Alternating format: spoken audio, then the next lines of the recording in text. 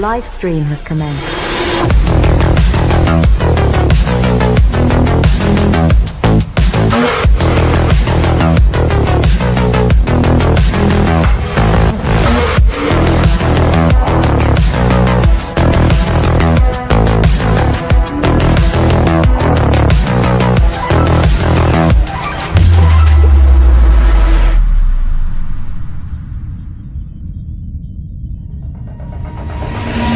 If you are receiving this transmission, you are the solution.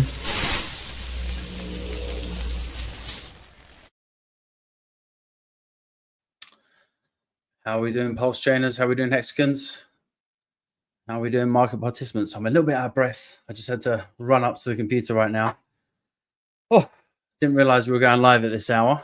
Thought it was an hour ahead, but that's the blessings of working with people in an international time zone. How you all doing? I've got something really exciting for you today. KRJ, one of the PulseChain community members, who's I think does some of the best TA in PulseChain, is here with us. He's an old PulseChain friend of mine, so please give him a warm welcome. How you doing, KRJ? Hey, what's up, man? Good to be here. Man. And we're also joined.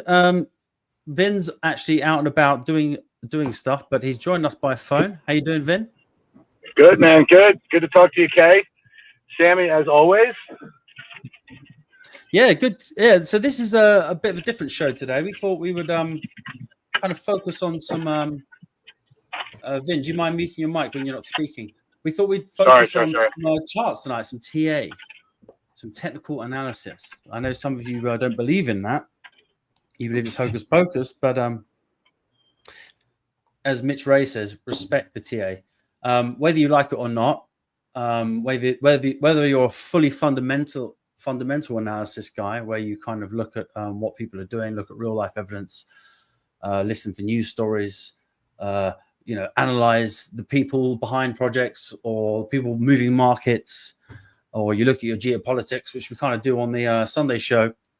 Technical analysis is just an extension and recording human data, human emotions. So even if you're not a big TA guy, I'd say give it a chance. It's worth looking into sometimes, because sometimes you've got a record. You might make fundamental predictions on the market, and you can come back and check. So yeah, KRJ, why do you like technical analysis? Well, I figured out the secret. You got to remove your emotions. That's the biggest part about this, because if you trade with emotions, you're going to lose. You continuously, as soon as you see the green candles, I still today want to start putting in my orders on the green candles. If you're not prepared for those trades, as soon as you buy those green candles, they start going the other way, and vice versa. If your candles are dumping and you're like, oh my God, I'm losing money, and then you start selling, that's what people are buying. So I actually have my other hat over here, because I need to change my name back to Dip Daddy, and that's what I need to be shilling today, is my Dip Daddy hat. I like that. And do you know, you raised, actually, let me switch to my my PulseChain shades. There you go. I got to agree with you, man. Like, the emotions are such a strong point, right? And we obviously love to buy green candles, but if we really analyze that, why do we all like to buy green candles? Well, it's because the majority of the money on the market is pushing bullish. So then you suddenly have this, oh, I knew I was right, let me buy. And often the best trades come in scrolling over these charts day in, day out, hour after hour, and seeking opportunity, and then getting in before the breakout, giving yourself a chance at a good run. So Vin Luck and I, we did manage to call this ETH breakout about 2 days ago. It was almost on the day, 3 days ago. We shared in the Pulse Bitcoin room the daily RSI. We shared up the daily RSI. Let me see if I can share that quickly before we move on to some of your charts, KRJ, because I think this is an interesting one. Let me quickly share this.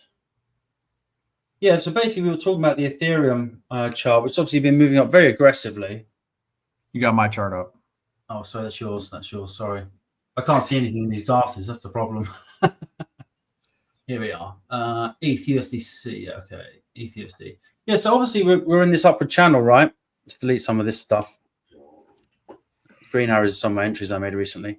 And what I noticed was we pumped up from the bottom, right? And then we kind of went sideways for about 4 weeks, 5 weeks maybe. We did the same again.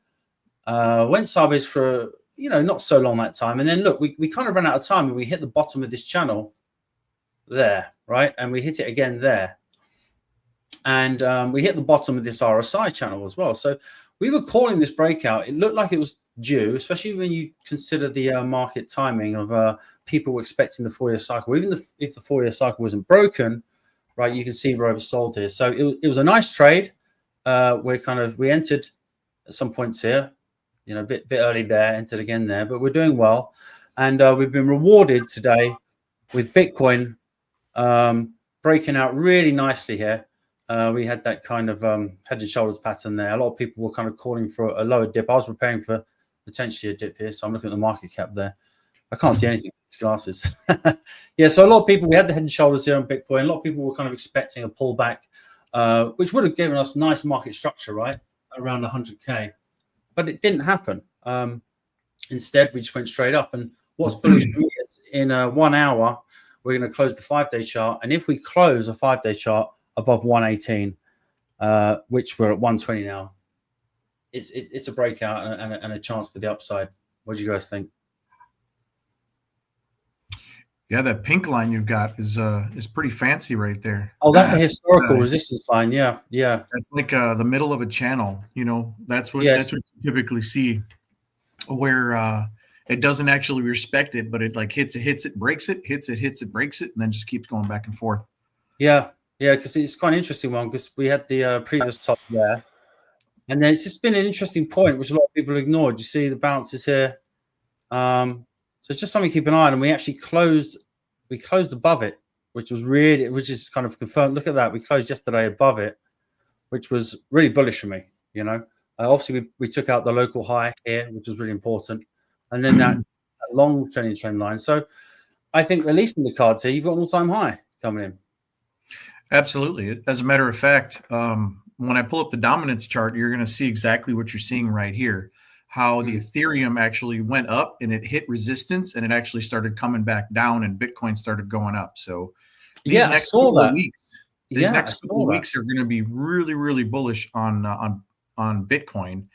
And that's interesting because Colin Talks Crypto had the same opinion on that. And I was not sure about that one, but that's an interesting point, right? So you're suggesting Bitcoin takes a bit of a dominance for a little while. Is that what you're suggesting? It does. As a matter of fact, Ethereum had a beautiful run and hit a measured move on the dominance chart, which is not just like your regular TA, but it works the exact same way. So when I pull that stuff up, you're going to see like all this stuff correlating. So like I'm not using any of the RSIs or any of the lagging indicators like you got on your screen over there on the previous one. And I really like those because it's just more confluence to say that this is still part of the 4-year cycle. There's so many people that are bearish right now. And what really scared me, we're going into October, which... So when you say people are bearish, do you mean people in PulseChain? No. People or generally. In Bitcoin. You're hearing it all over the place. Everybody is like, the bull cycle's over, it's broken, da-da-da-da. But my TA says something different, so I've removed my emotions. And I can see that it's still going in the same direction that it is. The 4-year cycle is still on. As a matter of fact, at the end of this cycle, it's going to be interesting because we will probably end up getting a pullback like we normally do after the 4-year cycle. But this time, it's not going to be a full year straight down. We're going to get a 5th wave extension, and it's going to continue to go. I think that's an important point, right? Because you've obviously got majority of the market, I would say 80% still following the 4-year cycle. And you've probably got 20% who are probably suggesting an elongated version. And let's say some of that 80% are saying, okay, yeah, the cycle is going to extend maybe a month, 2 months. But generally, I think it's just so. I think you will get that sell-off at the end of the traditional cycle phase, right? Mm-hmm. But then I think what's going to surprise people is a resurgence that maybe goes on. I think till perhaps March. Vin has been telling me he thinks this is going to go on till summer, possibly. But Vin called me earlier, and he was reminding me about the hex chart, because we were both disappointed with the obviously the performance of PulseChain at this point. And he reminded me that after Bitcoin topped in the hex run, hex still went up for how long was it, Vin?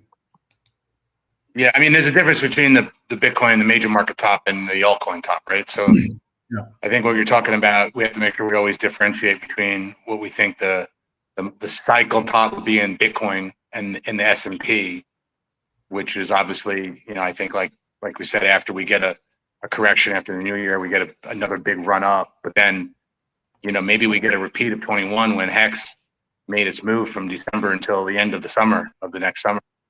I don't know. Yeah, you've got another dynamic. If you run back 8 years ago, you can see the Trump pump that we had going on. And I'm thinking to myself, like, traditional people, even finance, in like retail, they can't really move the market because Bitcoin is so large and it's got so much liquidity. So what's going to move this market? It's going to be beyond institutional. It's definitely going to be something government related, which they have already prepped for. So in order to get past this next leg, we're going to have to be inputted.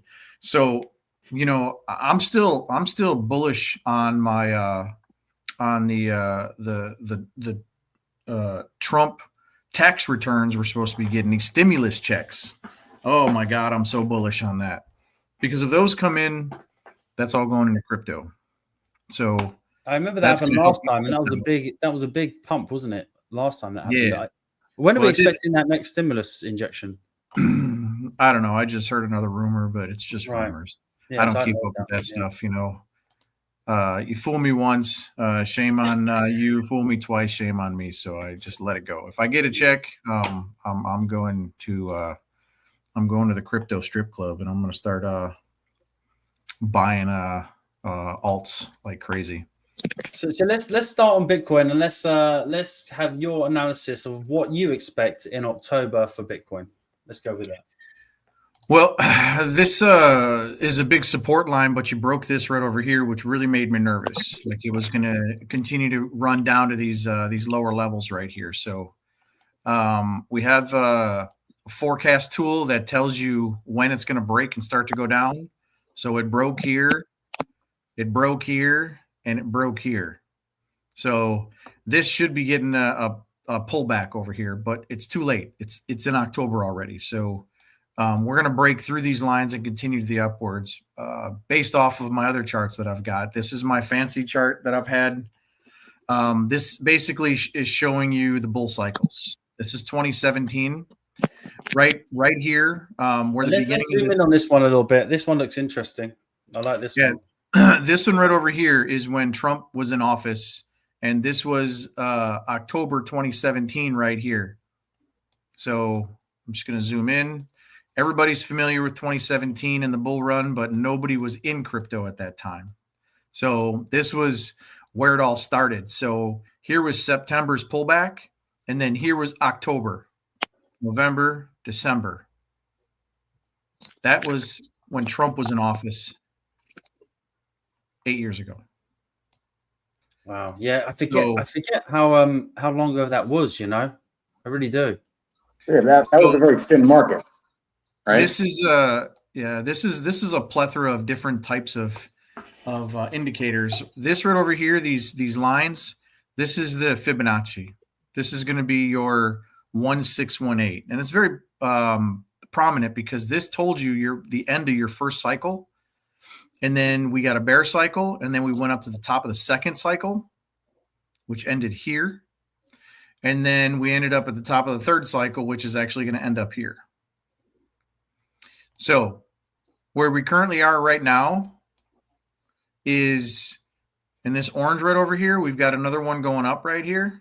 It hit this one, and we're riding up here. So my next predicted target is going to be 168K for Bitcoin based off of the chart analysis. Now, so 160, I mean, are you saying 160? What kind of, are you saying as a potential top?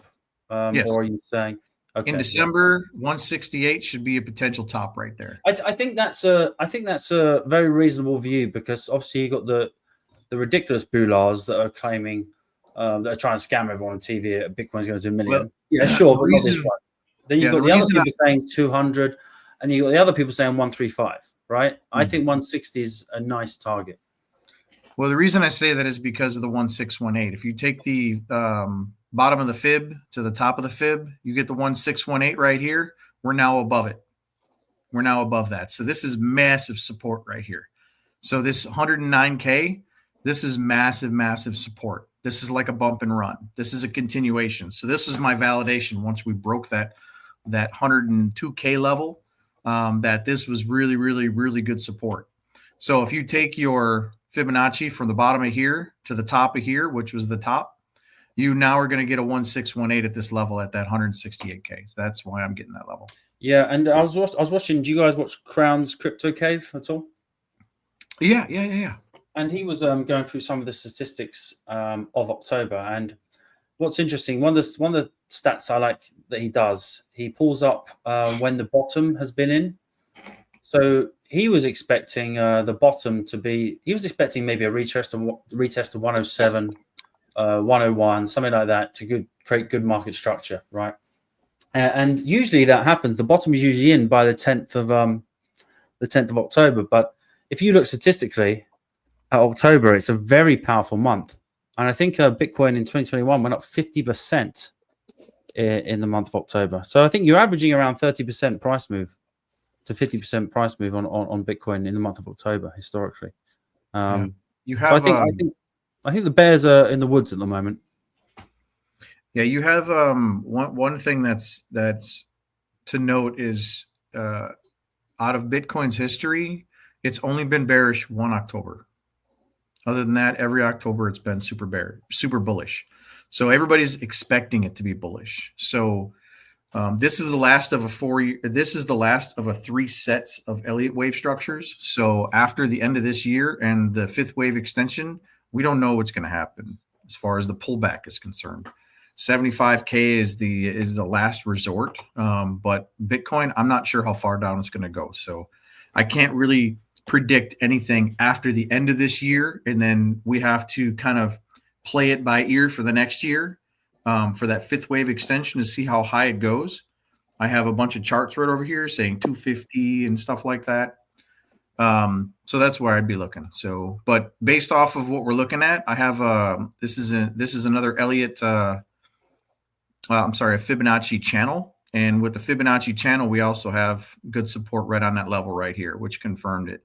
And if you take the 1618 from there, it's going to be up here. That's going to be around the 169. So that's dual confluence on 2 different types of Fibonacci's. So that 170 area is a really, really good place to be able to look at taking profits if you're in Bitcoin. Anything beyond that, I'm not quite sure without looking at some of this other stuff. So I'm just going to breeze through this stuff. What I've basically done is I put in the bulls and the bear markets. The greens are all the bull markets. This is the bear market. That's where the bull run begins. Bull run begins. Bull run begins. So, and this is the rainbow. This is called a stock to flow. If anybody knows the stock to flow, it does a really good job of predicting when the bull market and the bear market is. So. This would be the end of it, and we should be coming down after that. But like I said, I think we're going to continue upwards. I'm just going to browse through a lot of these. Again, you're still going to get these 275K level. This is based off of a massive channel that we're currently sitting in right now. And we've been hitting the middle of the channel. And then from there, we come up and there's like nothing left. So this big, huge pink line right here starts back here in 2015. And then it hits just like your middle of the channel thing. It hits here, it hits here, it hits here, and it's going to hit here again. This is what's expected. Yeah, I think you've done one from the bottom there. I did one from the top. Yeah, that's interesting. And they kind of meet there where we are now almost. Yeah. Yeah, and you're still looking at a 4-year cycle, and you're still looking at these levels up here right around the 245. So I've got those 2 major levels on this chart. So KRJ, before we move on, what's your take on this 4-year cycle? Because my advice has been to friends is that even if we do believe the 4-year cycle is broken, we should still operate in a cautious manner and operate and trade as if it's still real until we're proven wrong. Would you agree with that? Yes. But you need to not put so much emphasis on Bitcoin as being the dominant crypto in the near future, the opportunist, because there's money to be made everywhere. And the blue chip coins are where you'd want to stick your assets, basically. So Bitcoin right now, because we still have this, the government putting in their money and all the governments around the world want Bitcoin, it's got a demand. So having some Bitcoin is definitely in your portfolio, but that's not going to get you the 100x, the 200x, the 500x. So there's so many cryptos out there that if you spread too thin, you're going to be in the same problem as owning all Bitcoin, which you're only going to get 2 or 3x. So you'd be better off picking the good pockets and sticking with things like the ISO 20022 coins. So those are going to be your payment processing coins, XRP. Yeah, on that point, anyone that I managed to bring into crypto who's new, and I see this all the time. I bring someone into crypto. They start doing their own research. At one point they don't know how to install their wallet and they're calling you up and they're annoying you every day. And then suddenly in 2 weeks, they're calling you back. I got it all sorted. And they're telling you 50 coins they're buying. And you're like, dude, you've only got $10,000. Why are you buying 50 coins? And they end up spread betting, right? And with that spread betting, and I see a lot of people do it on PulseChain, they were just buying every meme token. Oh, I have $100 of that, $100 of that, $100 of that. And what happens is they lose their market edge by doing that, right? You have to really do your deep research and, of course, diversify, but don't diversify too much, because as KRJ is saying, if you have a couple of your tokens go parabolic, if you spread that investment out over 100 and the other 48 out and 2 of them go parabolic, 48 don't, you've kind of lost your value. It's kind of a silly way of trading, right? Yeah, no doubt about it. I mean, there's so much money to be made and everybody wants it. So most of this stuff is just pump and dumps, and they're just an exchange of wealth back and forth between different stuff. All this degenning stuff, I don't really get into it myself. There's a few, if I'm working with I'm a dev myself. So when I'm working with other devs and other projects, I will put in my own money to be able to support their project, to hold tokens and lock up liquidity. And I just don't see a lot of that happening. Liquidity is key. And if you don't have liquidity to be able to trade back and forth, or your project is giving away a bunch of free coins and you have no organic liquidity coming in, it's just going to continue to go down. So that's the biggest problem, is everybody's giving away free coins, but they can't replace it. So it ends up being a dump situation in most cases. So, yeah, which I can get to on a few of these. I think when PulseChain first launched, obviously, you had the kind of first wave of tokens that came out, and obviously those kind of taxes or fees that were kind of tied into tokens, which are common now to add liquidity, didn't really exist back then, and that kind of relied a lot more on user participation and individual whales to upload liquidity. And but also, I think you can go to the other extreme sometimes, where you get these tokens and they got minimal participation, but a few people interact with them. And then what happens is there's so much liquidity in the contract, the smart contract, that what happens is they put too much liquidity for their demand and their participation. And then what happens is they're stuck in a sideways formation and they haven't got enough money to push it up. So I think balancing that correctly is the best way. I think not having anything too hard coded is what I think I've learned from the two extremes of launching tokens. So I have an interesting chart right over here. This is the Bitcoin, and it's going to be on the monthly, and this is going to be on the it's called the BTC log rainbow chart, and this tells me the potential that Bitcoin can possibly get to, the unrealistic number that's still going to stay within the parameters. So this whole time you can see how Bitcoin just stayed like this. And then right when FTX crashed, that's when it broke below, and it stayed below ever since. Now, because it's hit this middle line so many times, it's going to end up hitting that middle line again. I'm almost going to guarantee it. It's right at the bottom right over here, and it's ready to continue upside. There's no way that it can continue down anymore. So if you zoom in and take a look a little bit further, right now the Fibonacci, you're hanging on by a thread, and if this thing comes up, you're already looking at the 290 area by the end of the month, by the end of the year. But potentially next year, if we end up getting a fifth wave extension or it goes up some ridiculous prices, this is May of 2026, and you're looking at $1 million Bitcoin. So let me ask you a question. Can we go back to? Can you show us October of the last bull run where we were on this chart? How low down in this band were we? So we're bouncing October in the middle 2020. 2021, I guess, wouldn't it be? 2021. Did I just hear 2021. May 2026 $1 million Bitcoin when I came back? Yes, that's based off of this rainbow indicator. And what's that bell curve? What is that based on? That indicator? This is the rainbow indicator. It's based off the curve of the actual token. But if this thing ends up taking off and comes up to the top and respects the top of the lines again, you would be looking at $1 million. What's that heart line in the middle there? What's the price on that heart line there? Let's say The middle line? yeah, the heart line in the middle, the white one in the middle. Yeah, about the 2 months middle out. Yeah, about 250, 280. 280. Okay, interesting. And do you think that diminishing returns is actually topping that out, rounding it out, and it's really going to fail? Is it possible? If you On Bitcoin, I mean, to get up to this level right over here, I mean, look what it did the whole time. It stayed above, stayed above, stayed above, stayed above, and then FTX crashed it. We almost had a crash right over here. So the question is, do we top out of that middle heart line, or do we break cycle and break above that middle heart line? I guess is what you're saying. Yes. Yeah. By December, we'd be cracking no higher than that line right there, and we're going to get rejected. Why? Because we have not hit that line before. We have not hit that line. This thing has hit the line so many times and rejected from it. We could stand with this for a couple more years before we actually do it. So, well, it seems like it's going to become resistance.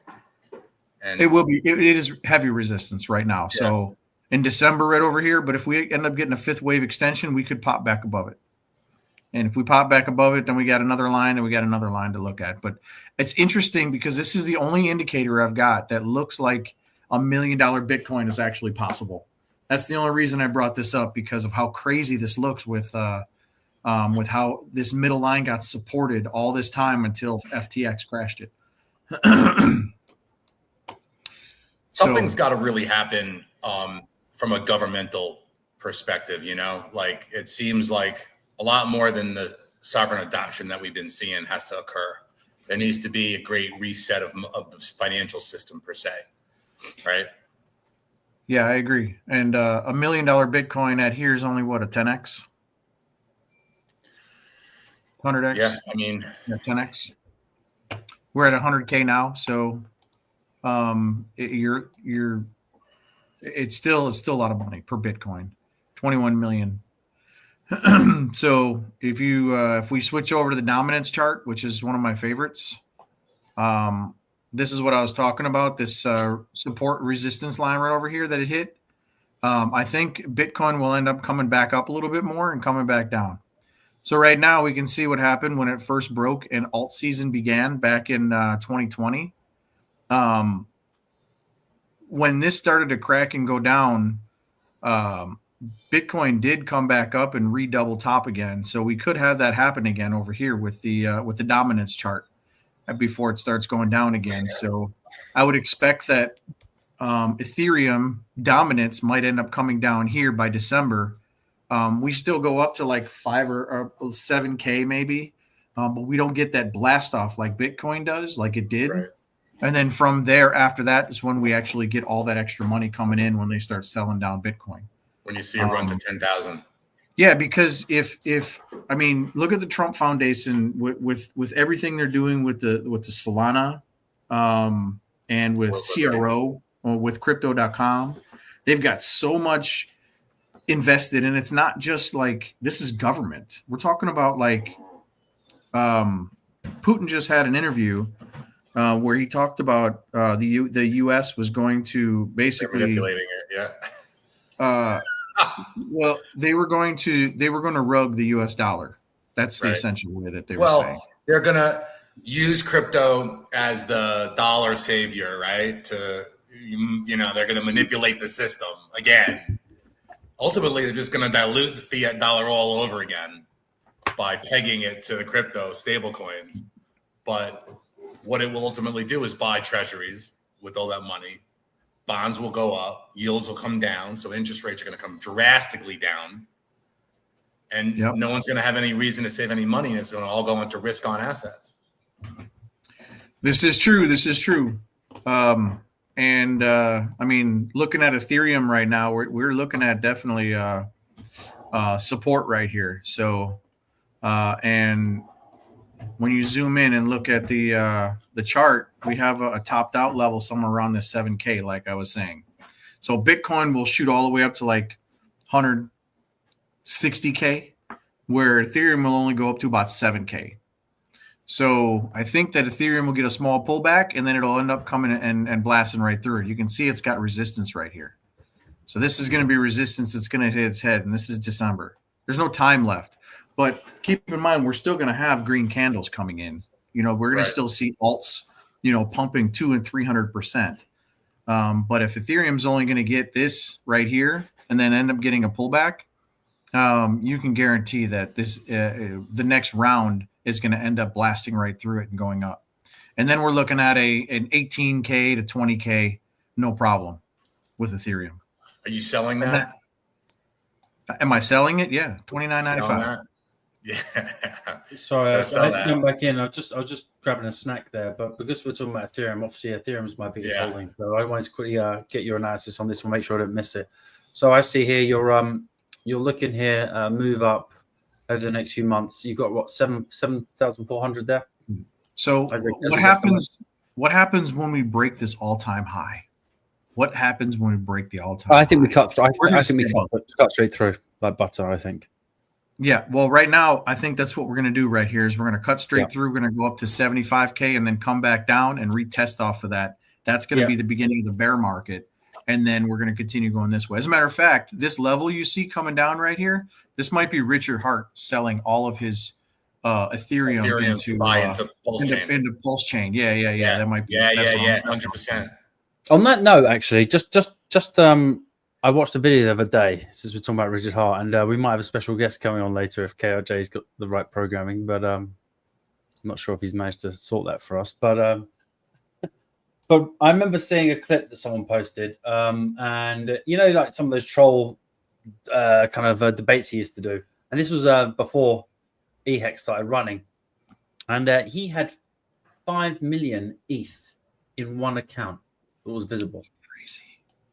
5 million ETH, and I put it in my phone. I was watching it in bed, and I put it on my calculator. I did 5,000 times $6,000. 5 million times $6,000, and it came up like could not display a number. So I think, and that's just one side account. So there is that hopium still in the market, and obviously we can see on chain Richard Hart's movement. The question is, a lot of people are disappointed that he's not deployed some of that capital into the market at this point.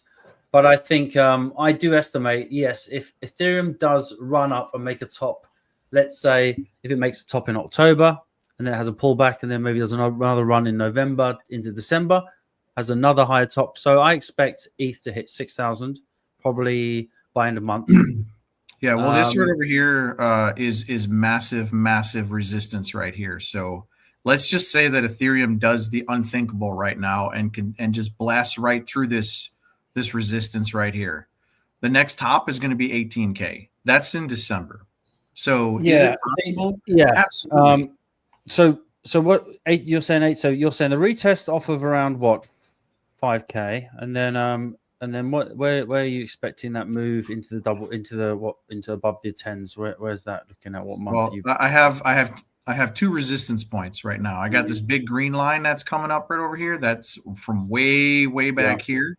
That's in 2016, and then it hit support, and then it broke, stayed below, and now this is where the new resistance is going to be. And this could be here or here. What was that? Yeah, and it hit the top resistance level on the top side too. So it hit it once. So It's going to have to come up and hit it again. But this is going to be resistance. So if it breaks this pink line before December, you could possibly see this come all the way up to the 18K. So I got two levels, 7.7K and 18K. Yeah, so I can imagine you could hit 12K, 10K, 12K by end of year. You have a massive retrace, and then perhaps if you extend Ethereum bull run into March, then I could see something like those numbers.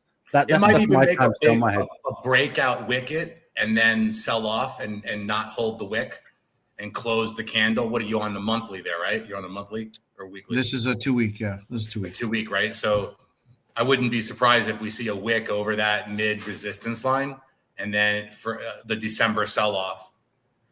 And then it holds that. Yeah, everyone thinks the 4-year cycle is intact. Everyone starts selling their Ethereum. Right. We get things like PulseChain perhaps pump for a few months. Everyone's like, whoa. Everything retraces. Everyone gives up. Thinks, right, we're over. That's the Ethereum cycle over. That's the Bitcoin cycle over. That's the altcoin season over. And then if liquidity continues in the market and we don't have any black swan events, then you might just get another run for a few months. Is that kind of the possibility we're thinking about? Maybe. Yeah. Well, after Bitcoin continued its run in 2017. Ethereum didn't start dumping until January, the middle of January in 2018. That's when that started. How many months is that, buddy? Sorry, how many months is that? How many months? Yeah, from the Bitcoin top before Ethereum started dumping. Oh, in 2017? Yeah. So we had the 2017 top. I remember very clear. It was around 17K, wasn't it?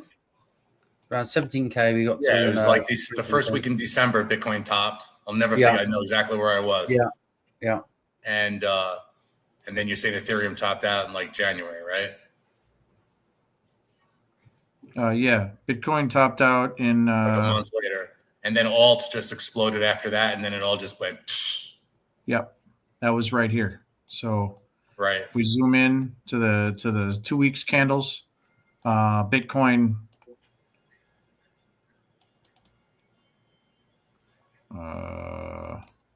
Sorry, when are you doing this on the fly? Your charts are amazing, man. Don't you just love the color he's putting in his charts? They're really cool, really engaging, man. Yeah, appreciate that. Makes it so much more fun to watch someone that's put effort into these charts, instead of the boring black. Yeah.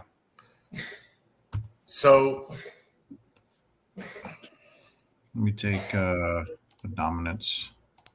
And obviously, while we're looking at this, guys, we are focusing on the macro markets. This is important. But going forward, if anyone's on PulseChain, they want to show up their project, and just request a chart. It can be any altcoin, it can be anything. Just if you want to request something, you've got to go to YouTube. We can't see your comments on X at the moment, but jump over to YouTube, type in the chart, and we'll have a look.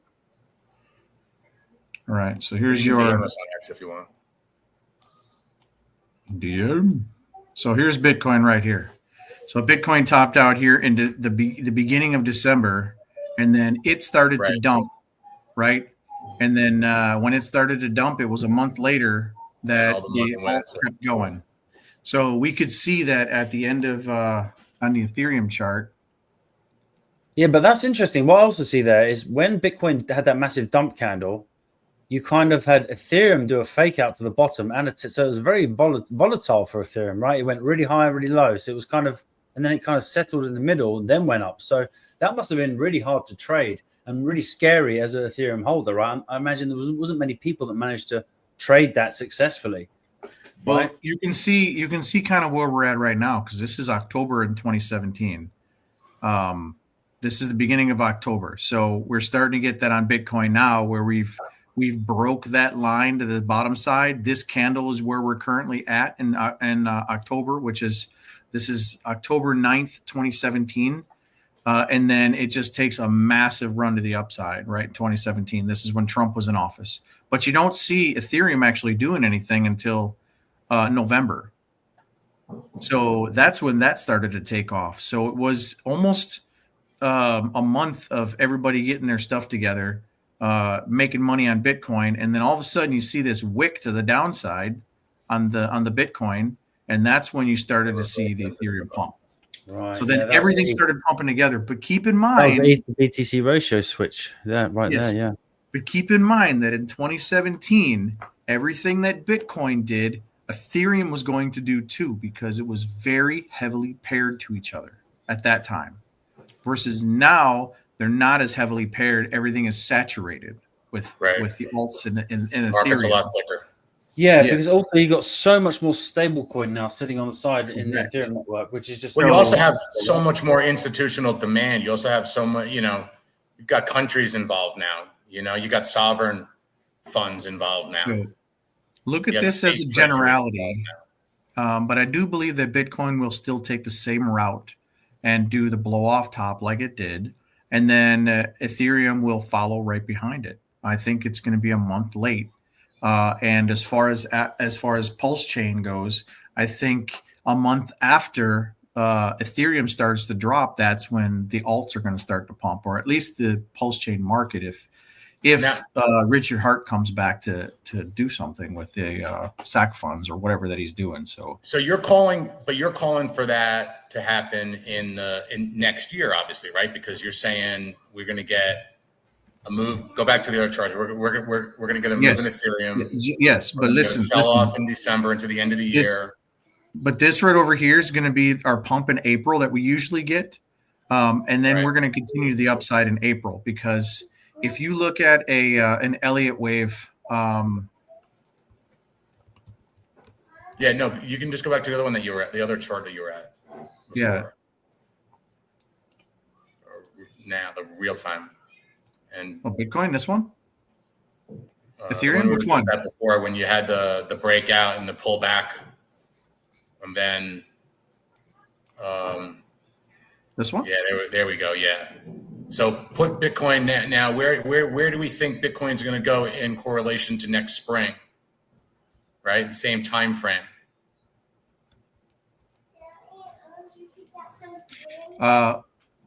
This candle I have on here is not a because I know you had the rainbow up earlier, and you were showing where in May, if it hits the top of the rainbow, we got some big Bitcoin number. But let's say it doesn't. Let's say it just goes to that middle range again, and you're saying like 250.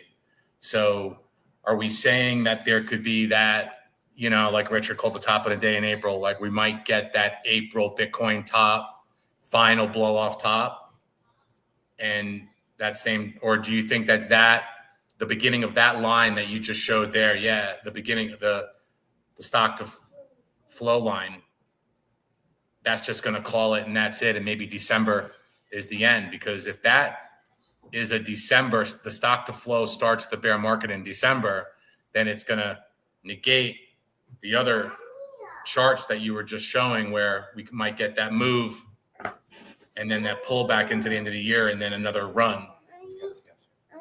Yes, but what I'm talking about with your Elliott wave structure is you have 3 sets of waves.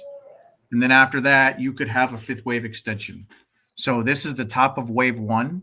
This is the bottom of wave 2. This is the top of wave. This is right over here is the top of wave. This is 2020. Well, that's the double top in the spring of 21.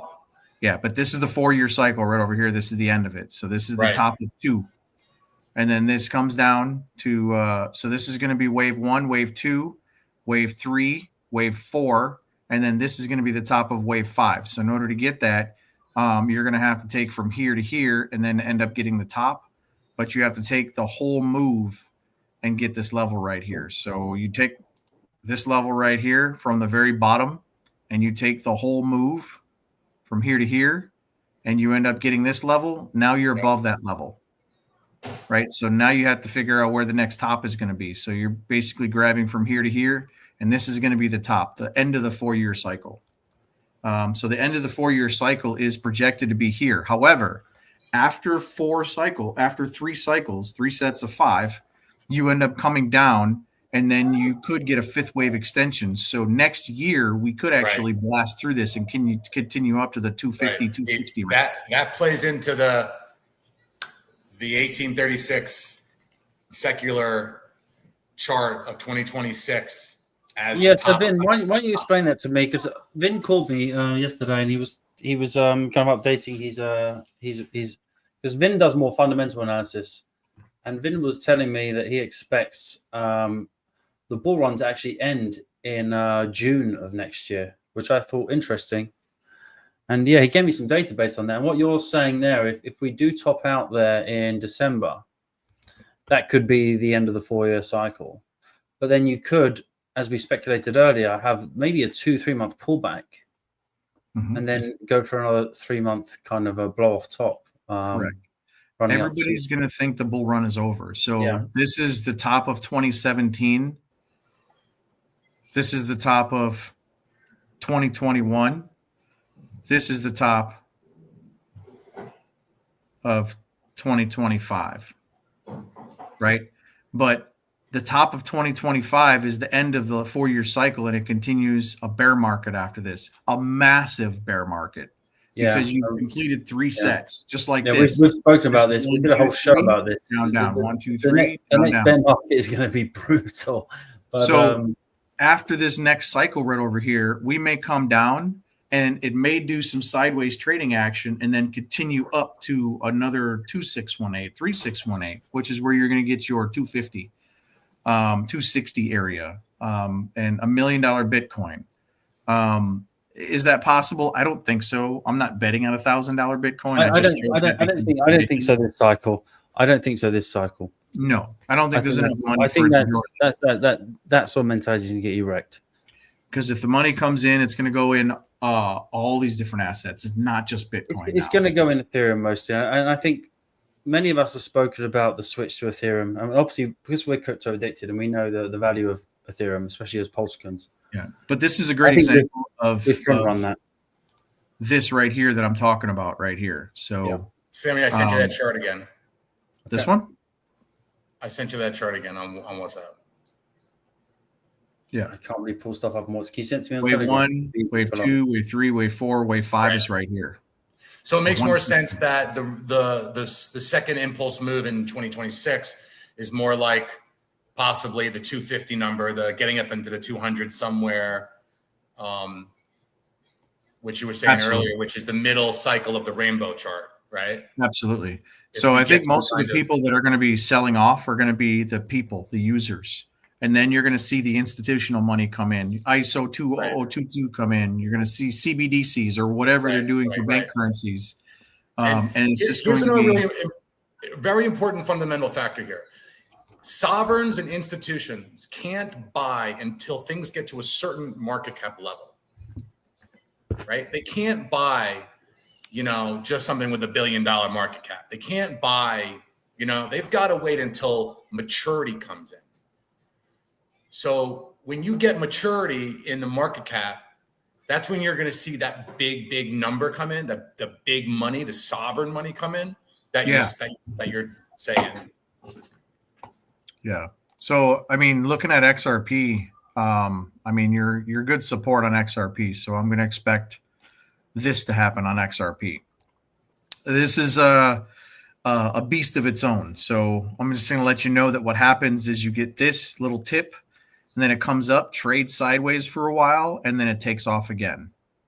So we did this tip. It came up, traded sideways for a while, and I think we're going to get another blast off. Where are we That's going? My opinion. 38? The levels I got over here are going to be this pink line right over here is based off of this purple line right here. Yeah. That's going to be resistance. It's up here. Mid-20s. Yeah. So this is going to be in October, December. So you're going to be somewhere around the $14 to $16 and then $37 up here. And then I got another one here at $118. And if you want to just jumping in, can we do a quick zoom in on the daily chart for XRP? Because I know a lot of us are bullish on XRP. So let's have a quick analysis on the daily chart, and let's kind of look at what we expect for October, and forget everything else, what we see there. Well, like I said, XRP is a thing of its own, because if that money comes in and you end up doing this, it's kind of hard to predict what's going to happen, right? This is what I'm looking at on the bigger scale. And this is what I'm looking at on a bigger scale. So I need confluence that's going to get me around the $14 to $18 And then I've even got a level of $2,000 up here, which is ridiculous. But again, I've got resistance, just and like it's ridiculous. Bitcoin. But and we've talked about this on our streams on Sunday. It all comes down to institutional and fundamental banking system, how the banking system itself is going to change, completely going to change. So forget about market cap, forget about anything you think, forget about the fact that Bitcoin is the leading market cap crypto, because it won't be. That's what I'm saying. A complete change in the financial structure, whether XRP and Swift are doing something or they're not doing something, it doesn't matter. They're going to get 20 to 30 to 40% of the entire market, and they proved it through Western Union over the last 4 years. No one else. Shout out to Tam Hex. Thanks for joining us. Sorry I tagged you in that. Sorry I tagged you in the post, by the way, Tam. We just wanted to try and reach out to some other Pulsicans because we're not really getting many views. So thank you so much for interacting with us. But we're going to move on to the PulseChain stuff soon. We're trying to give the outer detail before we zoom in on PulseChain. But thanks so much for Tam for joining. We've got to get these fundamental changes in the system before we can see $100 XRP. It's such a big behemoth. It's going to take a lot to push it there, and you're going to have a structural change in the system if you want to see the kind of move that we saw in 2017 again. Yeah, I'm just looking at it from a TA's perspective. Like this was one stop right here, and it blasted right through it. Look what you got. You got support, nothing. Look at this purple line. And on that point, why did it do that? Yeah, on that point, that was when the chain first launched, right? And that chart before it did that huge explosive move, that is exactly someone carbon copied the PulseChain chart. 3 years in already. It's exactly the same. It was news. It was news. Exactly, but it was fundamental change. Right? That's what I'm saying. So if you literally copy and paste the PulseChain charts against the first Ethereum, so up to before we broke out, but I'm not asking you to do it live, but I'm just saying anyone at home can do this. Check out the first launch of PulseChain of XRP from 2014 all the way through to 2017.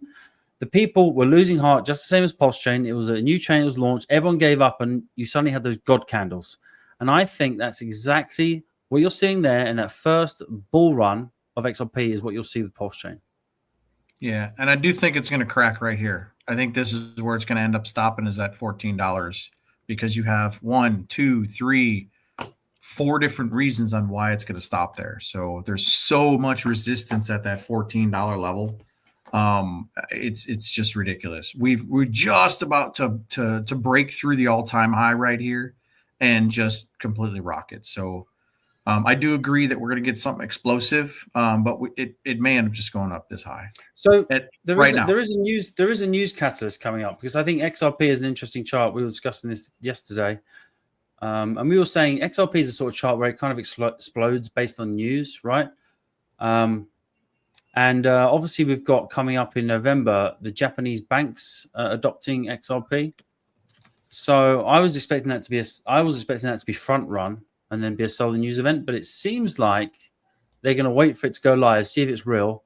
And if you see these Japanese banks adopt it as a payment system, I think you'll see a huge run up at that point.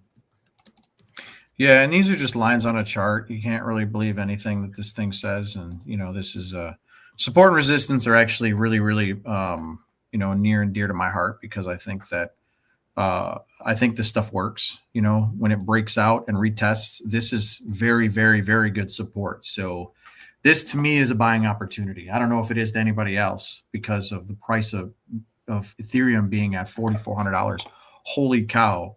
This is you're going to get 100% on your investment right here. Yeah. I agree. Imagine being alive at this point and just seeing what you're currently 100%. Looking at right now. We are at a Bitcoin opportunity with Ethereum right now. That's what people don't realize. It's like, if you got into crypto in 2017, like me, you bought Bitcoin at $3,000, $3,900, and stupidly you sold them at 22, 23. Like, that's a similar situation you're getting. So if I held that Bitcoin that I had, my God, I'd been laughing now. Dude, so I'm not going to make the same mistake again. You want me to make it nauseous real quick? Go ahead. I had Stellar in 2013. Okay. I think it was like 7 zeros. And I was like, I'm just an economist, man. I don't know what's going on. I remember the news of big Wall Street guys leaving their firm for going to a crypto firm. And I'm looking into it and I'm trying to figure it out. XLM was, I think it was 6 or 7 zeros in 2013. Bro. Look at here's the breakout right here. This is Bitcoin's taking the lead right here because it had all the dominance. This right here is where Ethereum is right now. And this was 79K and we're already at 120. So we're about to follow that same path. And I've already got a $7,000, $8,000 Ethereum with no problem. So if you're going to get in Bitcoin and then stop at 230, you're going to get a 1x. Here you're going to get a 1x. XRP, XLM right here. XLM hasn't broke out like this is yet. So either this is going to completely rocket all the way up to the $12 mark, like I was saying, or it'll come back, retest, and then take off. Oh, news just in, by the way. If you are in XRP trade or XLM chart, if you want something even more leverage than the XLM play, do you want to announce this one? We're calling this one, Vinluck. Do you want to call it tonight?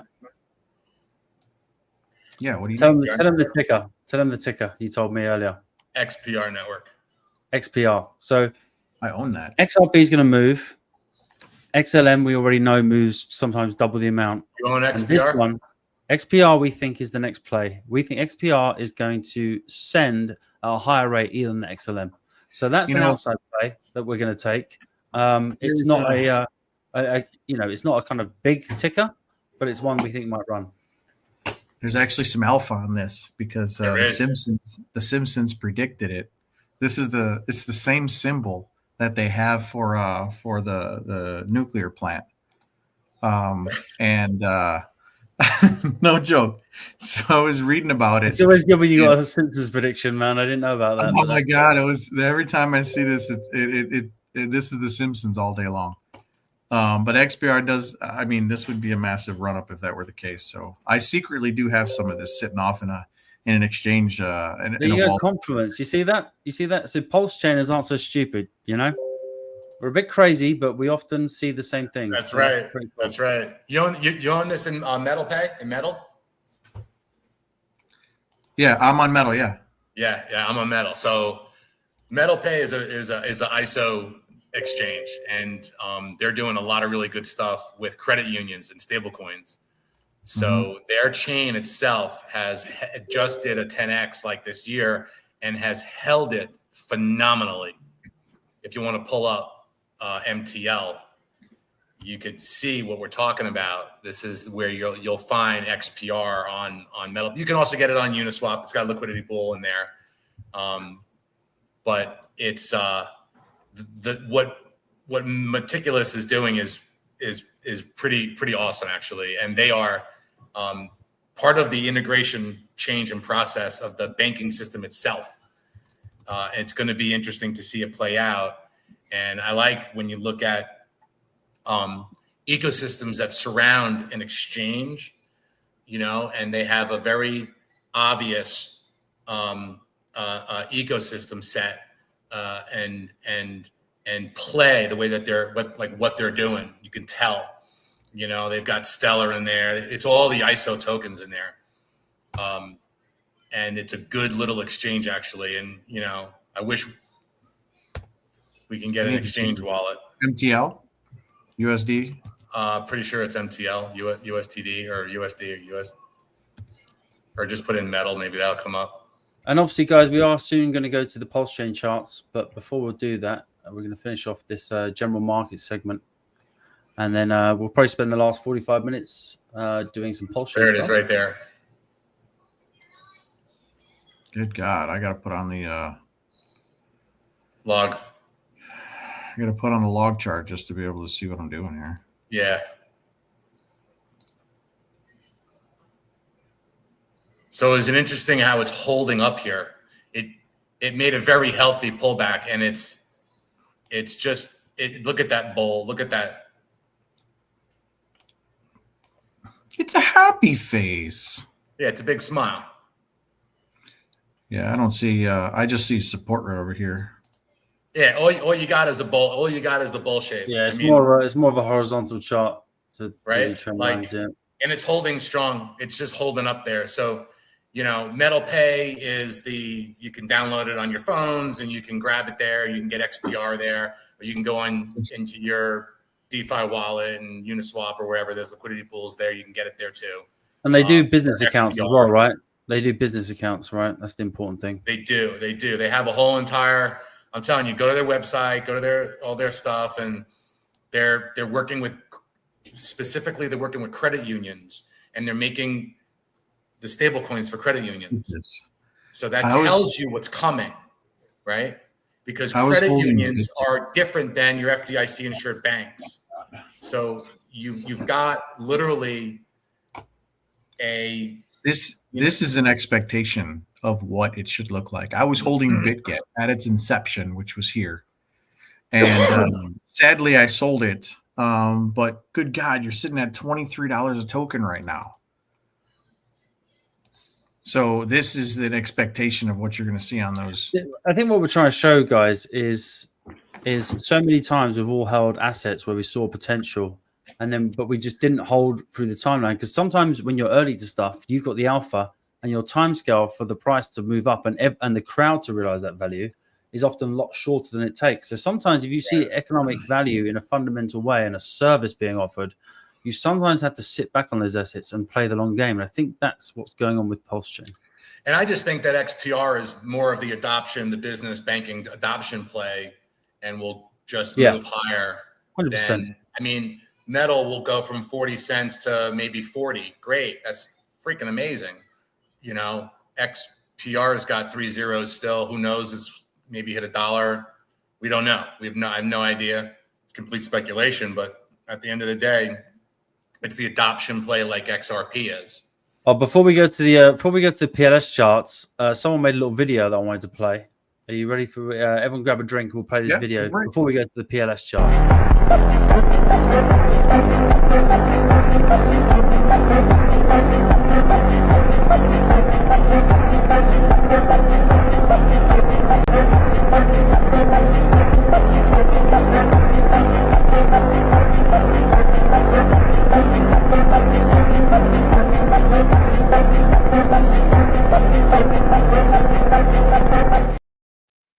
Yeah, I thought that was pretty cool. Someone made a high vis kind of graphics there for the PulseChain tokens, and that was a long video, and it's been a long wait for you if you're in PulseChain. So I was discussing this earlier.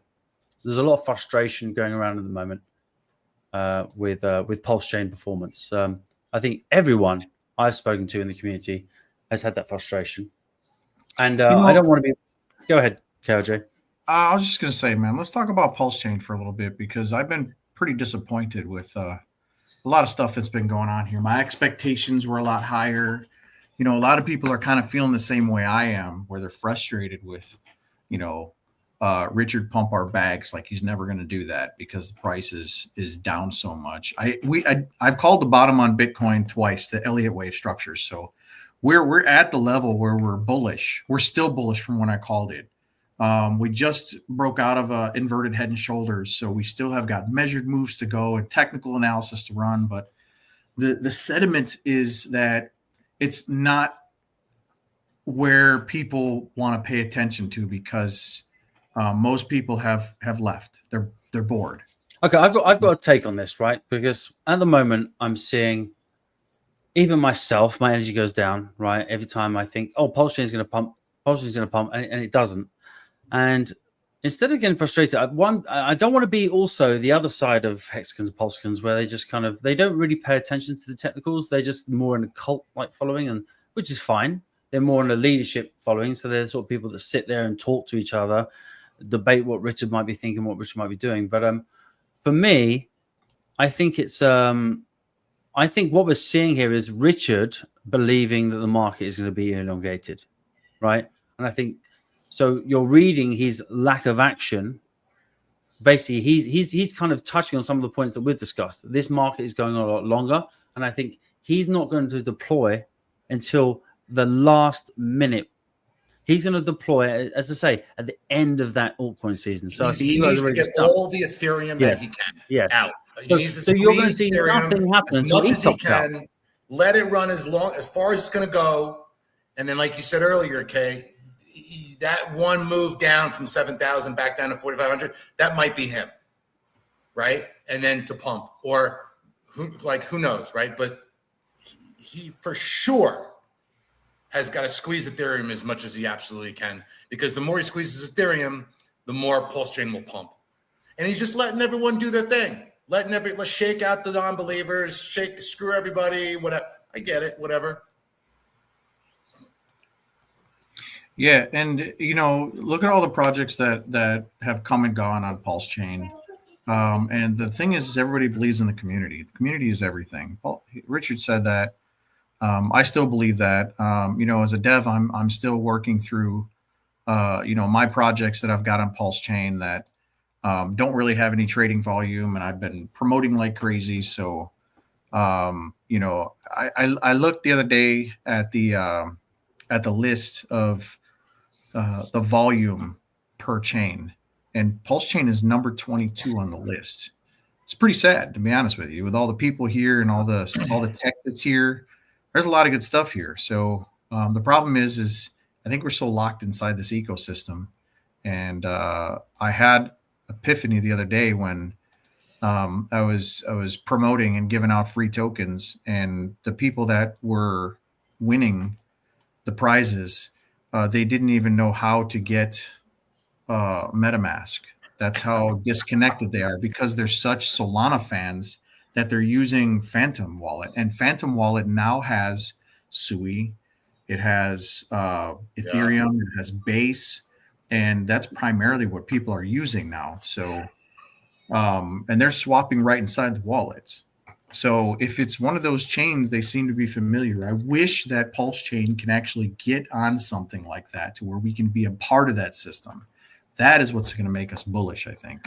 Dude, I know how you feel, man. I've been, building some AI stuff, and I've been basically dumping money into it. And I've gotten to a point where I'm really like, I can finish it. I need to just keep putting some money into some back end stuff. But I got to the point where I'm like, I'm probably better off just like keep buying some XPR, XRP, some PulseChain, some whatever I'm going to buy, and wait until the alt season actually starts and Ethereum is topped and PulseChain all of a sudden is taken off and launched then, because, I'll have the money to really do it and not worry about it then. And it's something that we can still build in the bear market next. And I would probably be better off financially doing that, frankly, and everyone else would too. So, there's some stuff that I want to do that's very purpose driven, but it's still, will take money to do it. And I'm just looking at the opportunity cost of it and the frustration. It's like, all right, I got to keep working until I, don't have to work anymore or whatever. And just keep buying every chance I can. Keep looking for the right time, right spots. Well, guys, you must agree. This chart, though, is, as a swing trader, this chart is extremely sexy. As a swing trader, this chart gives you everything you want. Look at that. You've got that ice line respected for so long, that downward wedge. And then you've got one bounce to show the bottom, which confluates with the previous ones when PulseChain was launched. And then you get a second tap. And now a third tap with that resistance coming in on top. It's being squeezed. So the question you have to ask yourself, in the next, I would say 12 days maximum, it has to make a decision.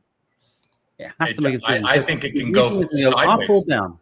I think it's going to go up. I don't think after 4 years of consolidation that Richard Hart is going to allow that chart to go down. I don't think Richard Hart will do anything, but I think the community will pump it, because everyone's looking at this chart right now.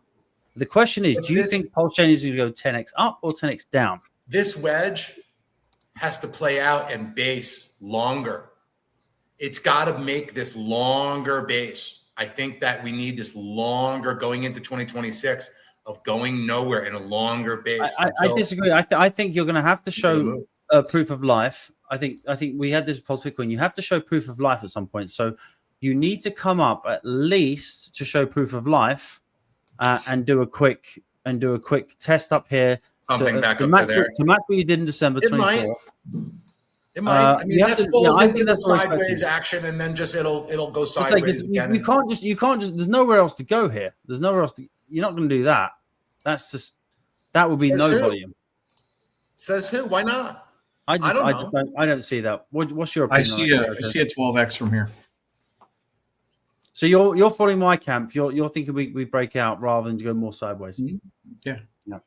We've already hit it. And I hope These so. lines are nothing to laugh at. You know, you've got these resistance lines. They've been respected. You know, this is a pretty tight textbook formation here. It's not like we've had any fake outs or anything. You know. So you see a move. You see a move to the 24 top. Yeah, I mean, I see a move. I see a move there. coming. Literally, in the next week, I see something happening like this, or at least this. You know, it depends what the market does. That's nothing. That's not even a 2x. Well, you say that, but it's a lot. It's the best we've had since September 24, right? So yeah, I'm saying we at least are going to get a 2x on our position, which we haven't had for a year. Over a year. So why do you think we're going to get 12x, K? I see a retrace, and then I see a move straight up after that to the next line of resistance, and then obviously moving up to. So you're playing just target, the Fed moves, right? Second target, yeah. I mean, it's pretty clear cut, right? So I think there's an easy kind of 9x in total, a 6x, 7x, but that will happen very quickly. I think that will happen in a matter of 2-month period. Maybe less. I mean, if we get a 12x from here, all the layer 2 PulseChain tokens are absolutely going to tear. Yeah, I mean, not necessarily, because when we do see a lot of these cores pump, we tend not to see, like, sometimes, like last year, PGC would rip and all these other coins would rip, like Pulse Bitcoin rip double whatever PulseChain did, but I don't see that happening this time around. I think you're going to see a lot more money in it's going to be like the altcoin season outside of PulseChain. The big tokens are going to pump first, and then after that, you'll get the smaller tokens kind of catch up. I think everything's going to go up in dollar value, but against PLS value, I think you're going to see PLS rip. Yep. I hope so. Either way. If PulseChain rips, it all rips. It all goes. All of it. You got to have a really shitty coin to not go when PulseChain is going to finally take off after all this time. You're on. Yeah, sorry. There you go. Yeah, no, I do think we are going somewhere with PulseChain. It's just it's obviously very testing for people. Oh, here we are. Nothing is going to perform better than Richard Hart assets. Yeah. I mean, it has the potential to outperform. We all own them, so I hope so. Yeah, I mean, we wouldn't be holding for this long and be so bullish. I've never held a swing trade this long in my life. You know, right? I've never an annual swing trade.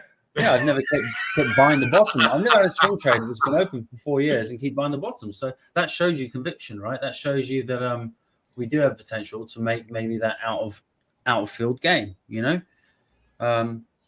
And I'll send you the link, Tantan, if you want to come in, or anyone else, that's fine. KRJ, do you want to bring up your other charts on PulseChain? Yeah, we can. This is the inverted head and shoulders that I so clearly made into a beautiful chart right here. But this is your PulseChain TA today. Right now, this was the bottom that I called, and then this is the second one. So we've started an LE wave structure, but we've broken it, which means that this now is one big wave up. This is one big wave down. And then we're going to continue to go to the upside. So we're hitting on support right over here at this line. So this right over here is good support for 2 reasons. 1, 2, and now we should continue going up. So this right over here is the famous head and shoulders, but upside down. So it's called an inverted head and shoulders. So you have your shoulder, you have your head, and you have your shoulder. And these have a measured move, which is this line right here in the middle. And you take that measured move and you stick it right here, and you get this level, which is the 4 zeros and a 2-5. So that's not SAC yet. SAC's going to be up here. Is that 3 zeros and a 1? That's going to be your target. But this is your measured move. So We have a support resistance line right over here, resistance, which means that we're going to come back down here and then we're going to take off. So I do think our next move is going to be extremely bullish right here, which is going to be going right up here like this and then smacking that right there. That will complete the measured move. Yeah, Once and also, complete that measured move, on this point, right? You got to think, right? Why will PulseChain pump? It's going to be people profiteering in this pump we've been talking about with ETH. Then when that pump runs out of steam, taking the money over, and then so I think as soon as this next leg up for ETH runs out of steam, I will be doing this, and I know my friends will be doing this. We'll be piling into Pulse, and then you'll see that colossal breakout you're talking about. Well, remember, when Ethereum starts to pump, this will pump with it because they are correlated with each other. They're tied to each other. So they do have some levels where they continue to ride together as far as liquidity is concerned.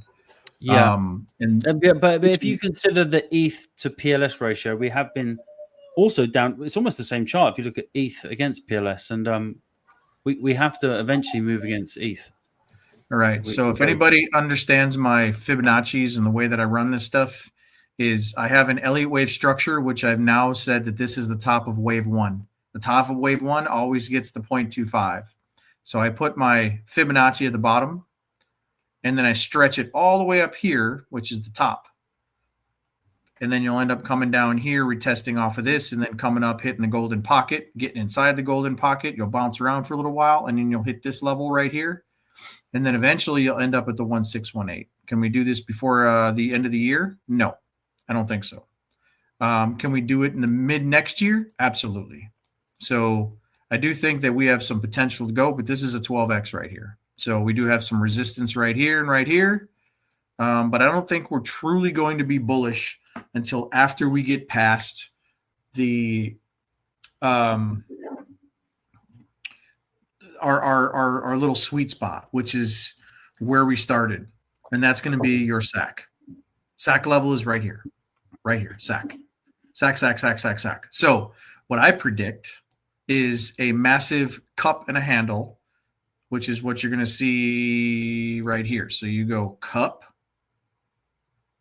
and then you get your handle, which is a channel, which is going to bounce around like this, and then it will take off because you get another measured move off your and do you know what? The way, and also the way you're drawing that the time scale. Look, yeah, I like that. So you're going up to SAC by end of year, and then you're dropping off what we talked about earlier. The 4-year cycle's dead narrative. People start to doubt. Ethereum might cool off. Everyone thinks I'm wrecked. Might take a few months, and then there you are. That makes sense. Yes. Yeah. February. So you're going to see this cup. You're going to see the handle, and then you're going to see the takeoff, the measured move from here to here, which is going to definitely get you up into your bullish levels. This is when people are going to start talking about PulseChain.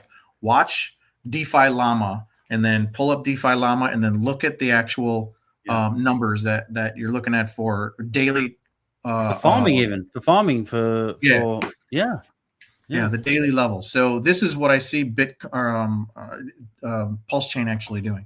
I really think that there's a lot to PulseChain. I think that I want to screenshot that one because I think that's a really good call. Let me, I'll go back and screenshot that one. I think that's a really good call. Really good call. Realistic time expectation, realistic expectations without being too over bullish. But yeah, getting back to SAC there, if you're buying at the bottoms here, that's a great trade. Great trade. You get a happy face. There you go. Yeah. It'll be my new and obviously, let's now look at Hex, because obviously a lot of people think that Hex on PulseChain is a leverage on PulseChain. It is, and right now you got zero resistance left on that line right there. So if this thing comes cracking up, it's going to stay above that line. So it's currently not bearish anymore. I think once it starts to wake up, I think everything's going to wake up. But again, I think PulseChain will run before Hex does. So I think that this is going to be a lagging because you have Hex on two different chains now. Nobody really talks about it. They don't really care about it. Everybody's kind of got it staked. And until Richard Hart starts coming back and streaming again like he did, I don't think Hex is going to be popular like that but I do think PulseChain will actually get up and up. Well, I'll tell you what I noticed, right? If we looked at the last 12 months, every time PulseChain moved up, we always saw pretty much, let's say PulseChain goes up 15%, or let's say PulseChain goes up 6%, PLSX might go up 8%, and then often you get Hex go up for 12%. And we kind of saw that consistently for almost a year and a half.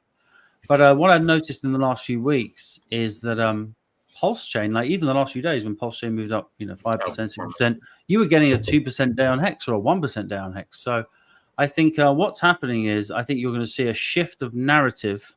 So whereas before the markets have been led by Hexicans who prefer Hex as a leverage on Pulse, you're going to get the rest of the market come in and go for the L1, branded token. And because we're in that concentrated range with Pulse, I think Pulse will be the one to outperform PLSX for the first time, even though it's been underperforming, and Hex for a short time. So I think PLS, the main token, will run hard, and I think all the altcoins will lose value against Pulse, which might be disheartening, but I think then it's going to flip. Well, in the meantime, before all that happens, there's a lot of tokens that have been kind of suppressed, and I say that because the price of this whole chain has been down, and because of the PDI minter, and because of this, because of that, there's been a tropa. There's been a lot of things that have kept us under the water, but there's some really, really good tokens out there on PulseChain that I need to really talk about. And one of them is, I didn't talk to Haunted before I did this. I'm just going to kind of run out there and promote it, but the Up and Up X token is one of my fan favorites. It's in the cup and a handle stage right here. You're still above the level for it to take off. It's just doing the same thing Pulse is, but you have measured moves ready to go up there. Up and Up X have something that's very unique, and that's going to be they're going to be mad at me when I say this, but I call it a dollar cost average bot. So this thing actually is called LPX, and it's a single-sided staking. You basically just stick your money in there, and then it will actually give you money based off of you just sticking your money in there, and it gives you that off of the trading fees and the profits from the trading fees. So this is not something that's going to be like a pump and a dump where you stake it and then they give you tokens. This is actually real value that's organically coming in, and they're giving you tokens, and you're just staking your stuff. That's based on the volume on the DEX. That's exactly it. So this right over here is amazing for something to be a part of in the near future. And I know Haunted, I've talked to him many times. Really good guy, really good dev. There's a few people on PulseChain that I would really stand behind. Oh, they've got a lot of. They've contacted us, and they've got a lot of really intelligent people in that operation. There's some of the smartest people on PulseChain for sure. Second token I would sponsor is KG's token, which is going to be the Internet Money. Internet Money wallet right over here is something that's been needed for a while. And when Rabby went out, they got a really good bump in how many people that were using their stuff. Yeah, I remember that. And they deserve it. I mean, they've been grinding for years, right? And the time token right now that they've got, if you just hold the time token, you're getting, again, trading, you're getting tokens based off of the rewards that are coming in. So it's, again, real organic liquidity that's coming in, that this will outperform a lot of the other tokens that are out there. So this is another one that I really believe in. I have the wallet. I use the wallet, but not as often as I should. But it's something I will be promoting. As a matter of fact, well, I remember recently, right, I had a problem with one of my wallets. It was like a MetaMask wallet, which I was using for a donation address. And you get those problems where you just can't send tokens from it. And then I installed Internet Money Wallet and worked like that straight away. So yeah, it was for me, it instantly got me out of a problem. Well, performance-wise, Time Token has really made me a lot of money because I hold quite a bit of it, and I've been holding it since its inception, and I believe it's got a long future. So, again, I'm holding it because I'm getting rewards just by holding the token. So, KG, he's the founder, really good guy. He comes in and talks about his project. He's really laid back. So this is another one I'd stand behind. And then, of course, we've got the Emmet token. If anybody don't know what Emmet is, he stands behind this. This is a farming protocol on PulseChain. Yeah, shout out to Emmet, one of my favorites. This one. So, I mean, we're heavy into Emmet because, well, he let me have my Teddy Bear as part of this little package too. So I got to actually have a farm. My Daddy Bear token is just a meme, have utility and stuff like that, but I got farming on here. So right now it's 125% APY. If you stake that in Emmett, holy cow, 125% APY. Where are you going to get that at? Anyway, well, can I say one thing about that point? You'll get it a lot of places, but you'll be paid in a reward token that's going down all the time. This is different. This is actually going sideways in a slight uptrend. That's the selling point here. I've got to say that point. From their taxes that they charge, if you stake it in the pool, you're going to get rewards in DAI, so in stablecoin. So just by having the extra Emmett that you farm and stick it in here, this is not a commercial. I'm just excited because this is one of the platforms that you can get into. This is not commercial at all. This is just sorry, just to clarify for everyone, this is not commercial. If someone pays me to talk about something, I always say paid promotion in the text. So this is just literally KRJ sharing his favorite projects, and I happen to be in this one as well. So no shill here. None of these people are paying me for any of this stuff. So I'm just giving my personal, honest opinion about my experiences of being on PulseChain for the last 3 years. Since the SEC. And this is just crazy to be able to see. Maybe put up the EMIT chart, because I think that's the most impressive thing about EMIT is the fact that reward token is actually performing really well. Like, obviously, any of you who have farmed before, often great teams, they provide a reward token. It just unfortunately just keeps going down. They can't hold the value, but this is different here. This is why we're kind of paying this one a lot of respect. There's no resistance. It's all support. It's all support. No resistance. This thing, once it fires off, it's kicking. $4 a token from $1 a token. That's 3x right there. Easy. So before we move on to other altcoins, I know Vin wants to look at some as well. He's got an interesting play. Tamtam's come in. Thanks for sharing. We've got some extra viewers because of you. So thank you so much for sharing. Quickly, I know we talked about this in the first half of the show. Do you want to quickly give a recap in short format to Tamtam on, do we think the cycle runs into midnight this year? And then after, she wants to look at the hex chart. I think we looked at that one, so I think we covered that. Yeah, I do think we're going to follow our 4-year cycle as expected. This is the Elliott wave structure still says that everything's going to continue to run the same way. Alts and PulseChain are going to be something that's a little bit different. Again, we still don't have that adoption in here as well as we do. The promotional stuff will help, but I still don't think we'll get that massive boom that we think we're going to on this just yet. It's still early for PulseChain, in my opinion. But the other stuff like the ISO 20022 with XRP, once all that stuff, the hype and stuff is done with those, that's when these other alts are going to end up taking off. The cores are what to focus on now, which is going to be your ADA, XRP, blue chip stuff. That's where the most amount of money I think is going to come in. Solana, I think they're still pretty undervalued. And then,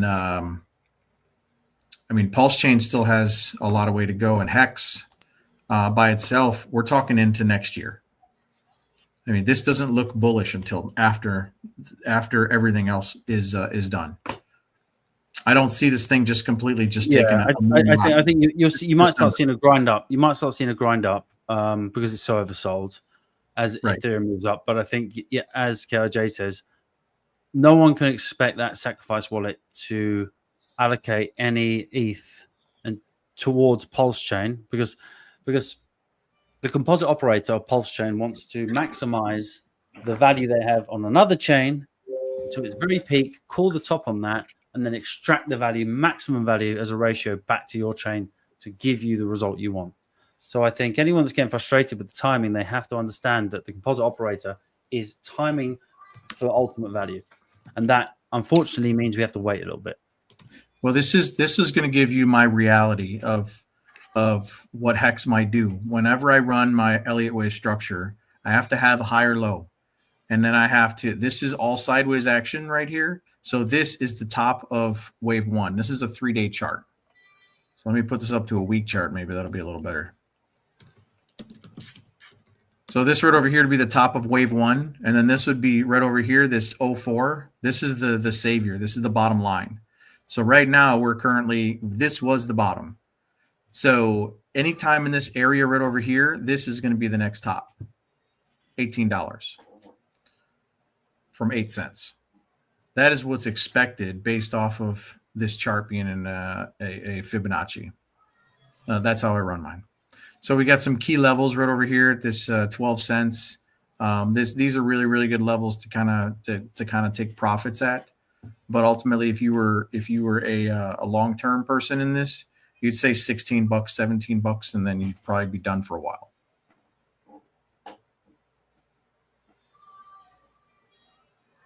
Gotcha.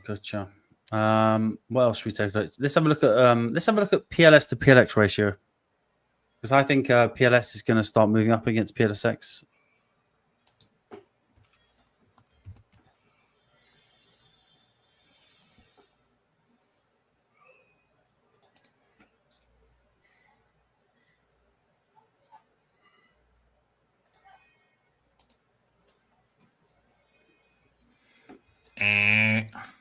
Yeah, so I think we're bottomed out here for PLS. I think we're going to start seeing PLS start to move up now against PLSX.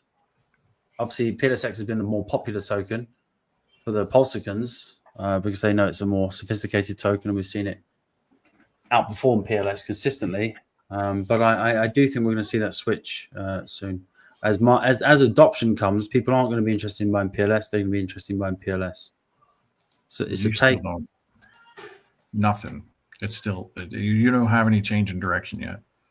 Even when you do have a change in direction, it's sideways action, and then you're down a little bit more. So I think Pulse is going to outperform PulseX for at least a few months. Yeah. Oh, 100%. That's what I'm saying. I'm saying, sorry, not to you. I'm saying Pulse will outperform PLSX is what I'm saying. Yes, absolutely. Because better off holding PulseChain than PulseX. Yeah, exactly. So I think you're going to see a lot of people switch to holding their Pulse, and I think that will be part of the catalyst of us moving out, because everyone sees how oversold the main token is. Vin, is there any tokens you want us to look at? Nah, I'm good. We did. We were talking about Emmett, and the Ink token was something else that's still sitting in the wings that has kind of been forgotten about. People are talking about another Richard Hart project that might be a shining in the winds, but this is heavily correlated to this token right here, which is Solid X. This is the original Solid X. This one right over here is now currently still on discount at $6. Holy cow! Fire Whale owns this, and it has just been a nightmare the whole time to try to look at this. And I really feel bad. Like, this token should be taken off, but it's bottomed out to the point where it now has to reset its chart. So Solid X has got Fire Whale's now got the X Games token. So it might start giving some life to it, but it's going to have a lot of resistance on the way up yet. So I would probably say that this one's going to take 6 months before it actually starts to come back up into these levels. But it's still a winner in my book. I still hold quite a bit of it. We got another play that we were experimenting with because we made money on it before. It's called MV, but I'll send you the contract address because it's hard to look. Yeah, we can talk about that. Yeah, let me bring that one up. It's a trade that currently both Vinluck and I are in. It's an outside play, but it performed very well for us before, and it's got some interesting actual fundamental use case. I'll send it in the private chat for you. Yeah, so I mean, it's the gas token for the treasury system .win, right? For the Atropa treasury system. There's the that whole thing runs. This is interesting because when it first launched, I mean, it traded much higher, but it's been here for 2 years basing. And it's basically going to have no overhead resistance at all. Once the PulseChain system takes off, this is just going to take off. It looks beautiful. What is that? What is that? The 1 year chart? Yeah, he's on the yearly chart or something. Go to the daily. There you go. So this one, it did really well for us. We bought it when it was flatlining. We did a nice. We did a nice. I think we made what 10 times our money on it on the first wave up, and then we did the same again. Did it again. Now it's a diminishing pump. But yeah. But what's it to tell people about what's interesting about this token? Obviously, it's part of the trophy system, right? I mean, it burns and it's mintable, but it seems like it's burning a lot more than it gets minted. And when it gets minted, it doesn't go down. It just all of a sudden you see the market cap change and you see a lot of volume, and it still stays there. So it's very scammy, but there's some special sauce there, right? That's why I didn't put too much into it. There's definitely some special sauce. I mean, it's this thing is pumped when like all of PulseChain is just sat there. Like it's the platform, right? It's a token that people have to use to launch their own tokens on that system, correct? Yeah, you always have to use it. You always got to burn it. You need it to mint the other tokens. It's gas for the treasury system, .win system, which is that whole, Atropa Dev, Maria, all that stuff. And it's in a wedge now that's coming to light. I mean, if we get any kind of move in PulseChain, and these things are this is just gonna tear. You're not afraid that like the Maria's holding a lot of this liquidity to be able to use as exit. Well, yeah, that's why I only put $1,000 in. Not anywhere near now. That's why I only put $1,000 in, dude. That's why not I anywhere near now. Maybe in the middle of next year when the whole market has taken off and this thing is at like $1. Yeah. Certainly. Like I won't be there, but yeah, like absolutely, because that's what'll happen. Yeah, but I'd say it's just interesting to explore these micro caps, because if you don't put any serious money in, that's all you can have a lot of fun. Yeah. So if you don't know what this is the X game. This is another one that Firewhale had created, and he did this to his chart. Look at what he did. I was yelling at him in his chat. I was like, "What are you doing to your chart, man? Killing us. Look at it. He's just making everyone look stupid. This is what PulseChain should be doing. This looks like XRP. Yeah, but I'd say it's easy. Without being rude, it's easy to make a chart that goes up to the right in a short amount of time. We see it before, but building a solid long-term structure is a lot harder. So yeah, I'm not trying to diminish any project. I see so many projects do this, and then they do a huge retrace, and then nothing happens to them. So they have too much liquidity. They lose users. I'm not saying I don't know about this chart. I'm just saying that when you do pump, yes, I understand it brings in people, but creating market structure is important. Making sure you don't retrace too deep is important, especially as we go into this bull run. So yeah, it'd be interesting to see what happens. Yeah, absolutely. So they've got some Web3 gaming, right? Do you want to tell us about what that actually is? The X game? Yeah. The X game is kind of like the rocket ship game, where it's a gambling thing. Stick your money in, let it play. But the cool thing is he launches on multiple chains. And what happens is he burns Solid X over on the PulseChain side when you play the game on other chains. So you can connect your wallet on other chains. So he's trying to deflationary his original Solid X token, and that should play out pretty good when the pump starts going. It's massive respect to that, because I've been saying it to a few of the other places, like even Emit. I've been suggesting it. Maybe I'll do a proposal one day when the time is right. But I've been saying this for a while, right? You see good projects, good farming projects, for example. They go and launch on base. They go and they copy their tokens and just have a fresh start. But what I'm saying to people is, why not take some of your tokens from PulseChain, don't inflate anymore, wrap them, and then put them over onto another chain and offer a game there? Because then you're supporting the PulseChain ecosystem price. I think that's a great move. Yep.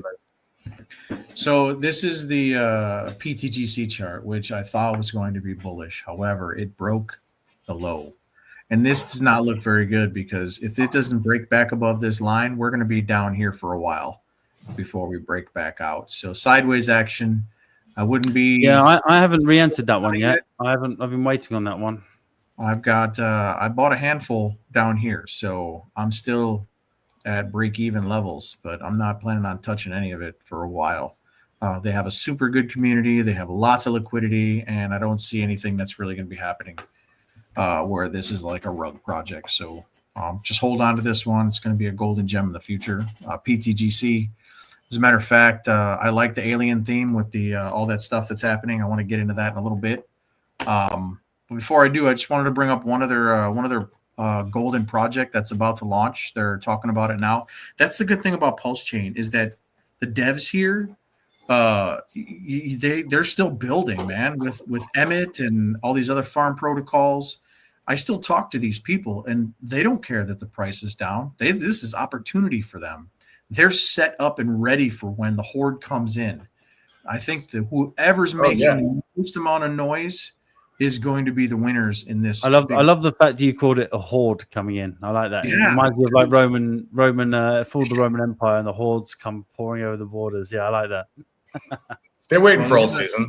They know. Well, they're going to sell all their profits from the other tokens and look for another golden place to come in. And if Richard starts using some money and starts making green candles when everything else is red, I bet you that there's going to be a lot of attention coming in here, whether we have those onboard wallets or not, right? That's where money's going to be flowing because there's going to be extra money flying around. So with that being said, this is going to be true DeFi.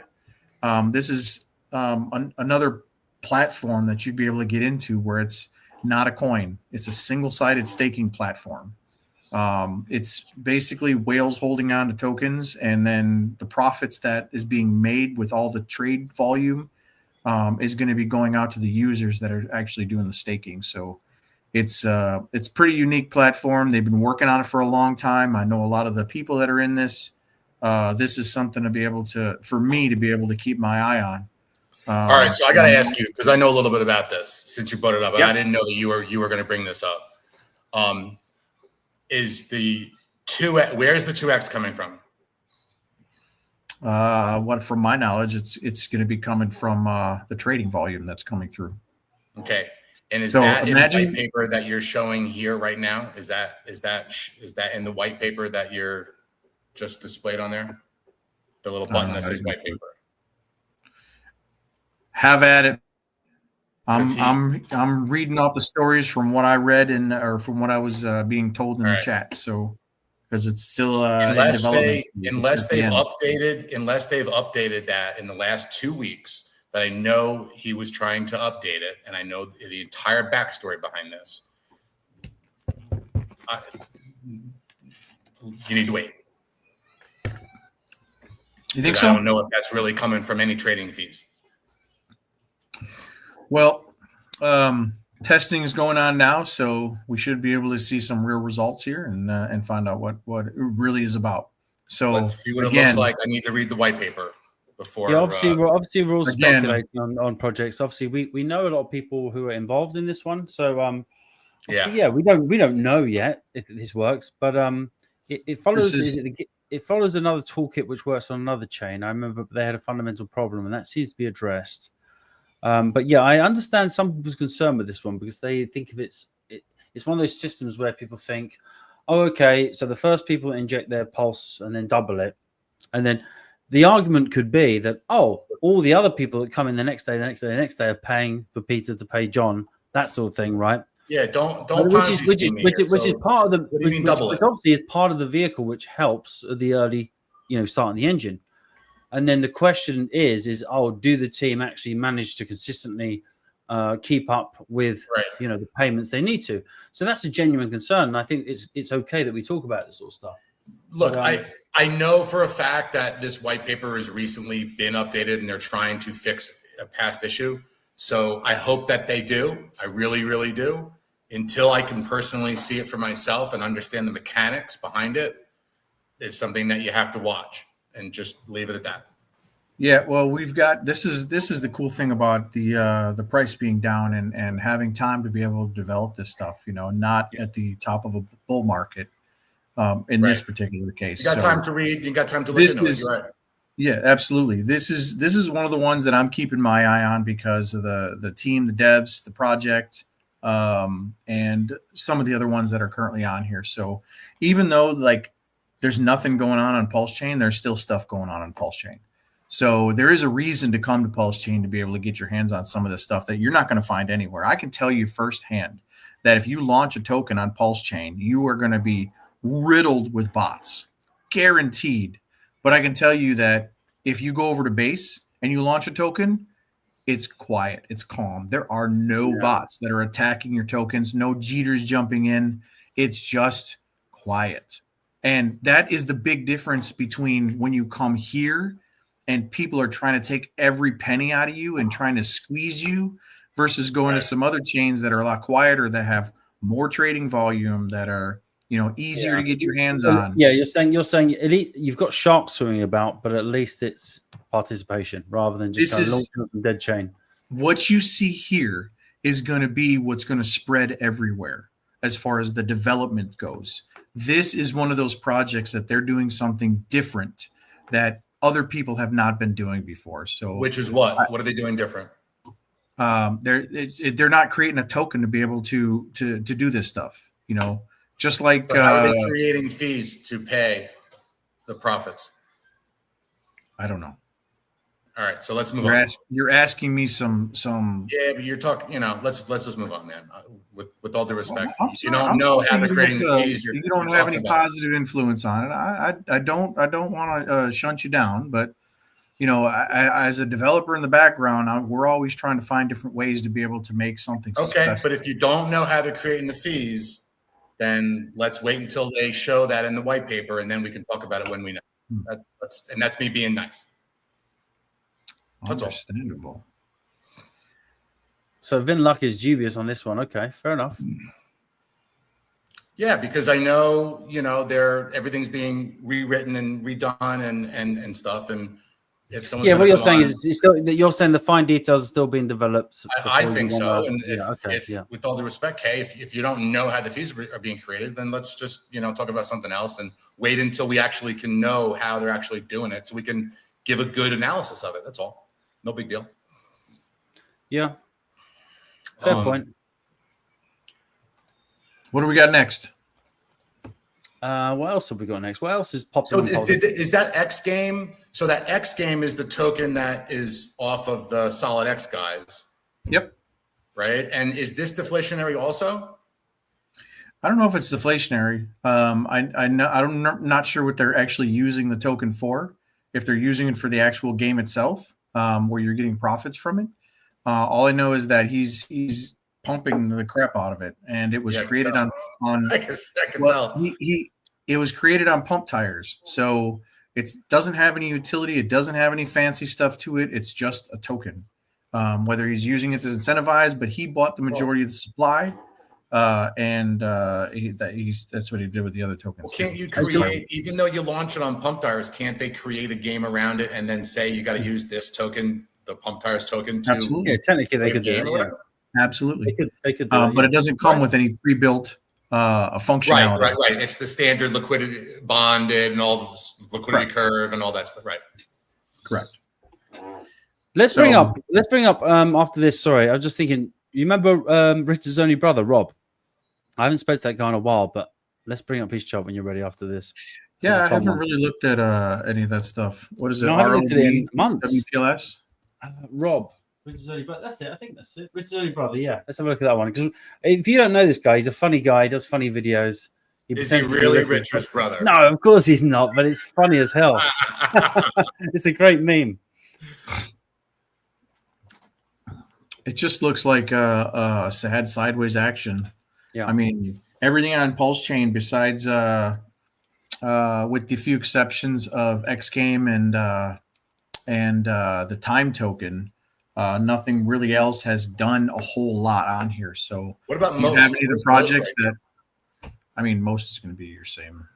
Is that the same? It's the same, right? It's the same. It went up. I think the meme era is saturated and done. To be honest with you. That's my personal opinion. It's got to be something else. It's got to be AI tokens or something that's doing something.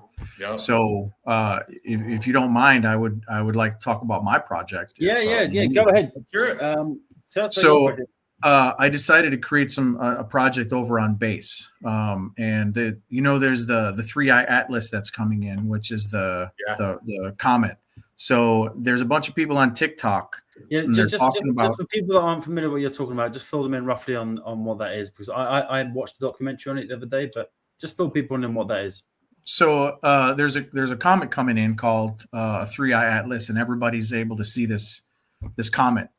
And they're talking about it, and the people on TikTok are saying that it's Anunnaki, and that they're saying it's an alien craft. They're saying all this crazy stuff, which makes me laugh.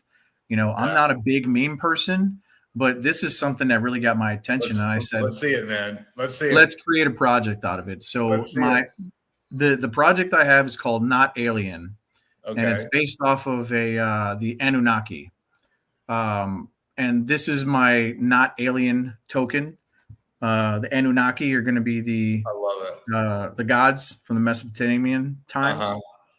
So this whole project is basically going to be these characters, and I'm using AI videos to be able to stitch TikToks and just start pointing fun and making fun of everybody. But in the meantime, while this is being developed in the background, Not Alien with the Anunnaki, Not Alien is created, which means that there's a bunch of aliens walking around that are in disguise.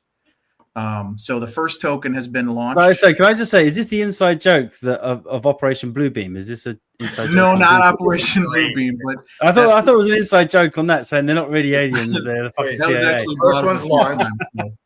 So what do you have multiple that are going to launch? What's that? Are there multiple tokens that are going to launch from this? Two. Yeah. Okay.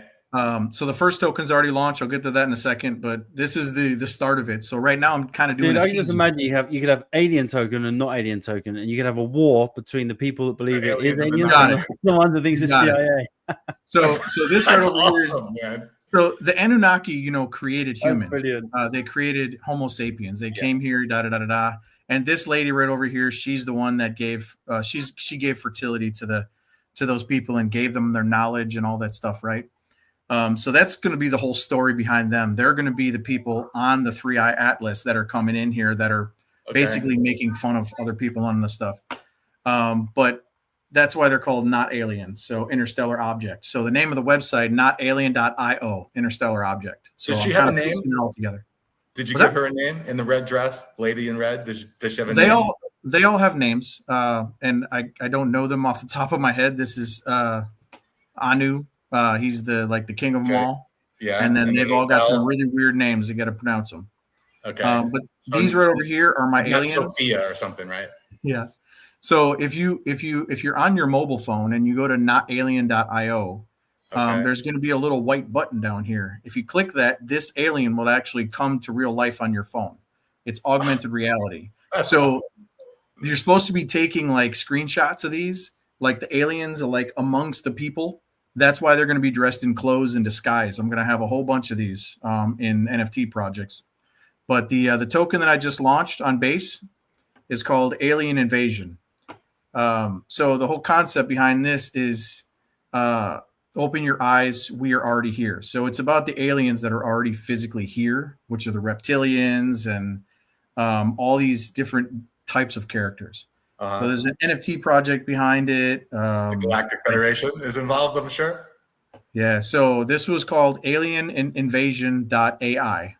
Okay. AI, Alien Invasion. So I kind of like made a lot of stuff come together with these. That's a sexy website. Even if nothing comes of this, you probably sell that website for a lot of money in the future, right? Yeah. Did you make these? Did you make these? The graphics?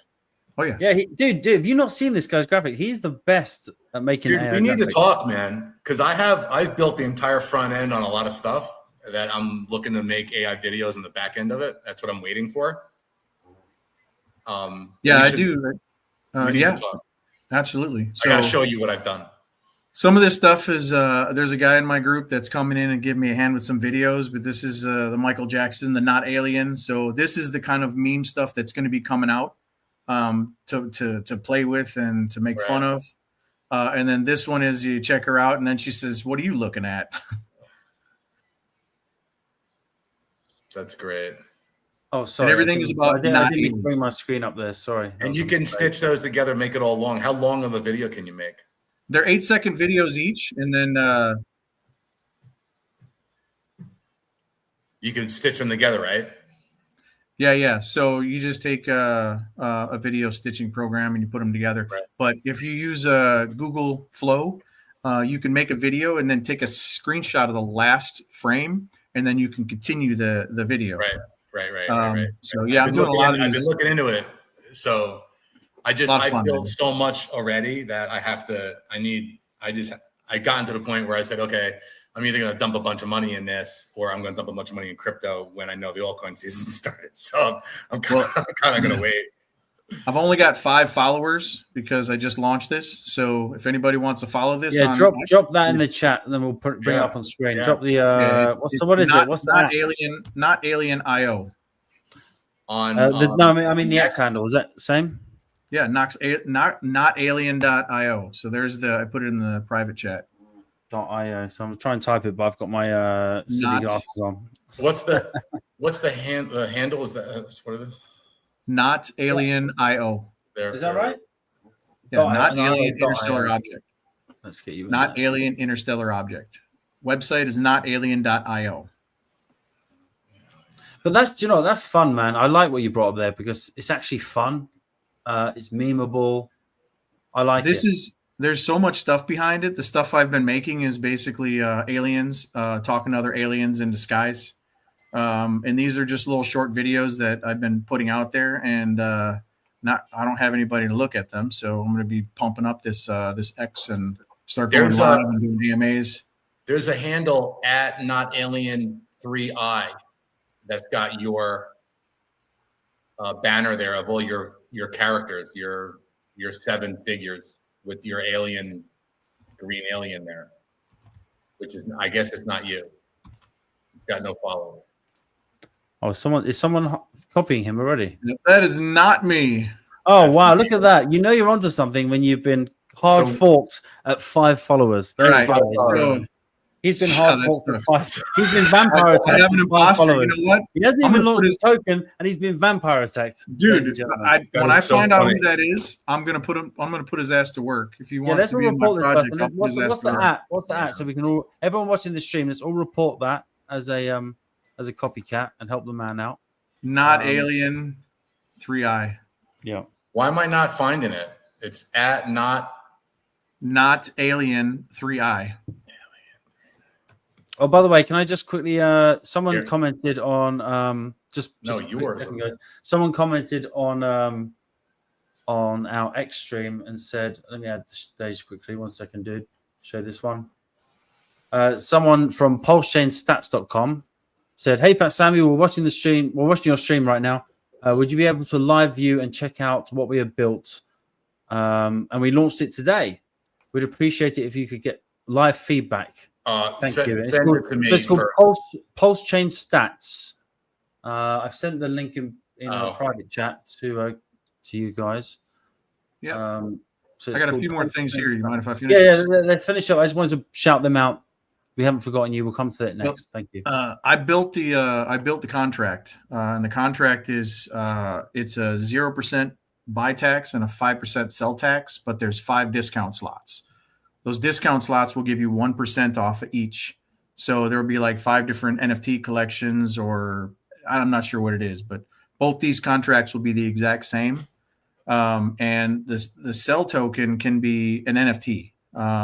So I'm going to figure out what those are and launch those collections and bring in some liquidity and then continue to pump it. So the tax goes into a treasury, which sells the token into WETH because it's Ethereum, and then in the bear market it'll go to buy the thing back up and add liquidity. So in the contract itself, it's called Alien Invasion.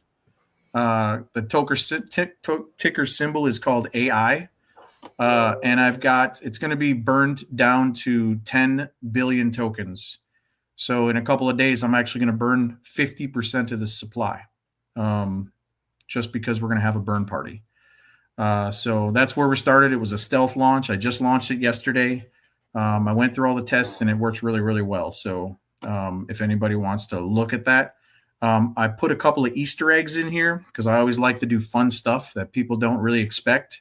So in the contract itself, If anybody has ever played with a contract, my objective is to be able to help people and teach them about it. I put my little artistic style inside the actual contract, but if you come down to the read write section and then click on read, you'll be able to see this little thing that says nothing to see here. If you click on that, I put a message in here. So I'm going to be doing that in my streams live. So you guys already know in advance when I change that message in the contract, this message is going to be giving out prizes. So whoever knows where to get it will be able to win prizes. So little Easter eggs I've hidden in the actual contract itself. Fun. So that's cool. All I got on my project right now. So I've been working on this for a couple of months, and now it's off to the races because everybody knows in November that 3i Atlas will be returning to Earth with the Anunnaki. So I need to get it out and about. Yeah, well, it'll go, in 2 weeks, it'll go behind the sun, and it'll stay there for like another 2 or 3 weeks or something like that. We don't really know. Yeah, I just looked at it on the map. Where there's a map that you can look at. Oh, you see someone try and bring that up. Someone try and bring that right up. Next to Mars right now. It's right next to Mars. I was saying if we talk for a little bit, maybe you can bring that up. That'd be cool to see because it's an interesting talking point. And actually, we're going to try and get a guest on. We were going to have your friend on this Sunday, weren't we, Vinny? Yeah, he can't come. But at one point, I'm trying to bring a reserve guest in, and he's someone that specializes in orbs. Are you guys familiar with orbs? Yeah. Oh, cool. Yeah, and obviously we're seeing a lot of these what the US and NATO are calling drones over certain places like Copenhagen, all that sort of stuff. But a lot of people are blaming the Russians for it. But there seems to be a correlating argument amongst a lot of people who look into this stuff, and they're talking about these drones seem to be some sort of advanced tech where they're launched in threes, they're always in the same formations, and they're almost like whenever tensions get high in the world, wherever the nuke button might be pressed, they tend to operate and come in high activity around certain zones. And people speculate that there's either a foreign influence, which is more advanced than us, who kind of launches drones every time we kind of get a bit saber-rattly and look like we're going to destroy our planet. So it's an interesting topic, and hopefully we can get a guest on Sunday to talk about that. Yeah, that'd be awesome. Yeah, we like to go off on tangents on all kinds of, Yeah, why not? It's fun, right? I mean, you got to have fun when you're in the markets. You can only do charts and crypto so much. Because otherwise you go crazy. You're sitting there like a degen, you're trading, you're trying to maximize your value, and charts get boring. You end up watching YouTube videos, you end up sharing ideas, and also it helps your work, right? It helps your work. You discover good memes like this, and I love that meme, KRJ. It's my favorite one you've ever spoken about because it's funny and it's on point, Yeah, I got the interactive map. Guys, I gotta run. Yeah. Okay. Cool. Thanks for joining us, Vinlap. Before we leave, thanks for joining us. Let's talk, man. I really want to show you what I've been doing. See if we can figure something out. I think you'll like it. Nice one, dude. We're going to quickly try and cover the request we had. It's called. I got the 3i Atlas is right next to Mars right now. Have you got that footage there for us to have a look at? Yeah. Let's have a look at this then. So let's give them all the basics on this. So people that look into the stars through these huge telescopes, they started to notice an object coming towards us. And what was interesting about this object is I think the speed it's coming at. The speed it's coming at is approaching Earth at a much faster speed than a comet or a projectile would normally come. Is that right, KRJ? Yeah. And it's also got a strange kind of shape to it, right, as well. It almost looks like a long cigar shape as well. So yeah, this is the skylive.com. I'll post this. Put this in the private chat so you can repost it. Okay. But this is a really, really interesting website that's got so much data on it. It shows the speed. It shows where it's at. It's got a live map that you can turn. And you can see it's right next to Mars right now. You can see the trajectory. It's going to go right by Jupiter. Holy cow, man. This is just freaking awesome. Yeah, so it looks like it's doing a swing shot around the sun to pick up speed, right? And then it's going to slingshot its way around. But the interesting thing, when it slingshots around the other side of the sun, if it was an alien craft trying to observe Earth, it's not in the ideal situation. It's only going to have a very short window. You see Earth there behind. The time it slingshots back behind the sun, goes past Venus, it's only going to have a very small window of actually observing us. So that is the biggest argument I've heard, that it's not alien tech. Otherwise, if they were observing us, they would have probably come a lot closer and timed it for a better swing. So, I'm not sure what this object is. There's lots of theories out there, but it's certainly interesting. I'm just amazed that I'm able to see like this map and where it's at, and debunk all the flat earthers right now. 3i Atlas is doing it for me. Yeah, so I've heard a lot of people try and debunk flat Earth, which makes sense. But then, what a lot of flat earthers have then migrated to the simulation theory, which is also yeah. And the simulation theory is an interesting concept, because even though you might see certain limitations in the physical world, you could say, like the same way when you play GTA, the old GTA games, when you get to a certain city limit and then it has to load the graphics. There's an argument for that as well, but I think we live in a very strange place. Some people call it a haunted house, or I think we live in a strange box of tricks, and we try to make sense of everything. But when you start seeing this stuff, it's really exciting and really mind-blowing, So I just love exploring all the different ideas, whether it be flat Earth, hollow Earth, simulation theory, or you go deep on this science stuff. I just think it's a fun topic to speculate on. It is. It's going to show you like what constellation it's in, and so this website is so fun to be able to. That's a cool web. Yeah, that is really cool. Next 7 hours, next 14 hours. It's so detailed that you could just go in and just like get lost forever in this. So if you're an astronomer type person, anyway, so that's all the stuff on the 3i Atlas and the stuff that I got and what it's doing, and so this is where I go to be able to catch up on all that stuff. And then the website that you wanted me to check out was what? Oh yeah, so this was a request from one of our viewers. Apparently the PulseChainStats.com team are watching, and they asked us if we could give a live review of their website. So I think we're happy to do that. So thank you so much for building on PulseChain.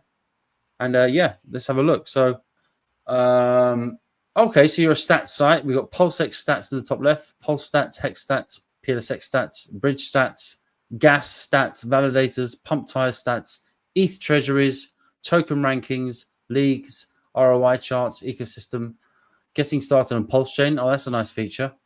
Portfolio. Okay. Yeah, it's first impressions is it's nice. It looks engaging. I like the colors. As a web designer,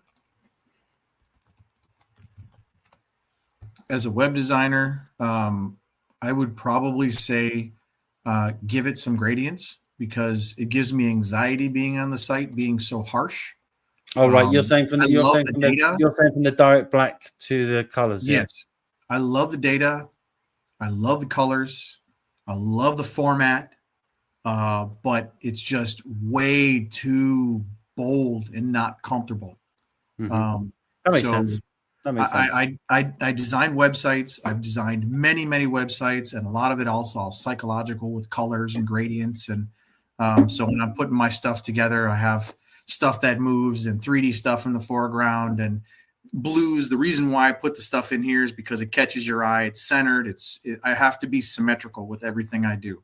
That's why I have this here and this here, because I can't just have this here. It would throw it off, because this balances it inside of your brain. So from my first impression, I love the way it's set up, but it just needs some soft background gradient, something that really you'd start with it. You'd start with removing the black background and try to be a little bit and that's the thing, because everyone wants to go for a black background, because it removes the idea of having to think of something creative, but also it's very harsh. And there's stuff that you can do, like inside these boxes you could add the gradient that kind of goes and blends in.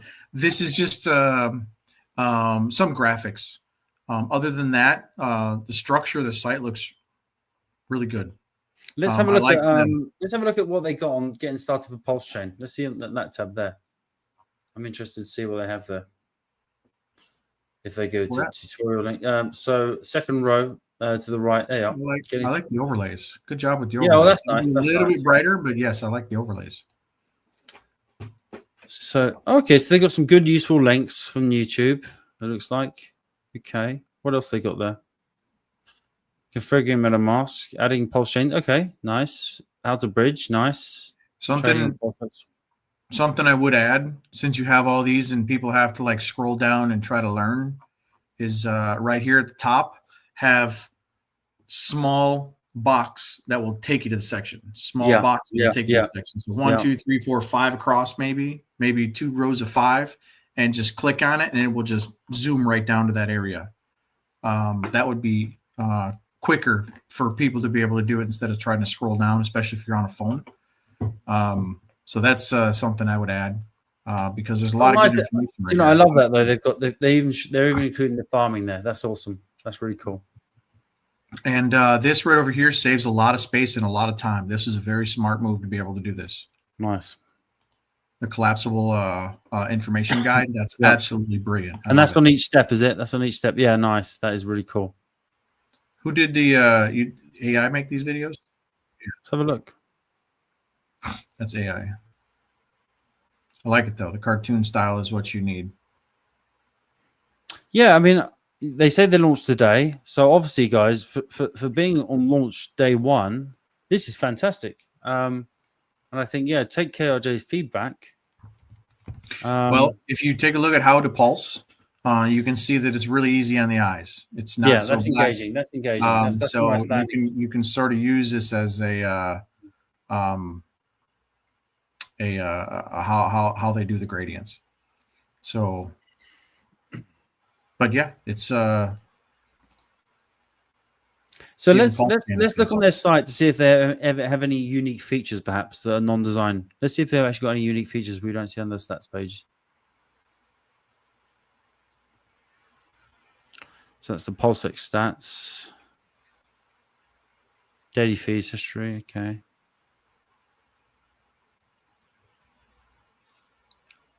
When would people look at this? When would this be useful? Give me a scenario that this information would be useful. You have to have a unique selling point here. You have to be offering data in a different way. I like it. I like it. Let's have a look at the. History. Can we zoom in? Can we? Is there a little slider bar down here? Somewhere? That's what you need, the slider bar. But then, do you know, a lot of people remove it because when you zoom in, it goes really funky. So I know a lot of devs remove it.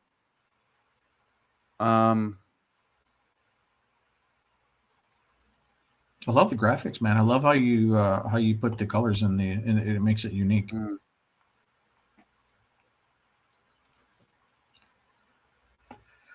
Dex rankings. So this is very popular. I would say that this is one of the few things that should be highlighted on the site.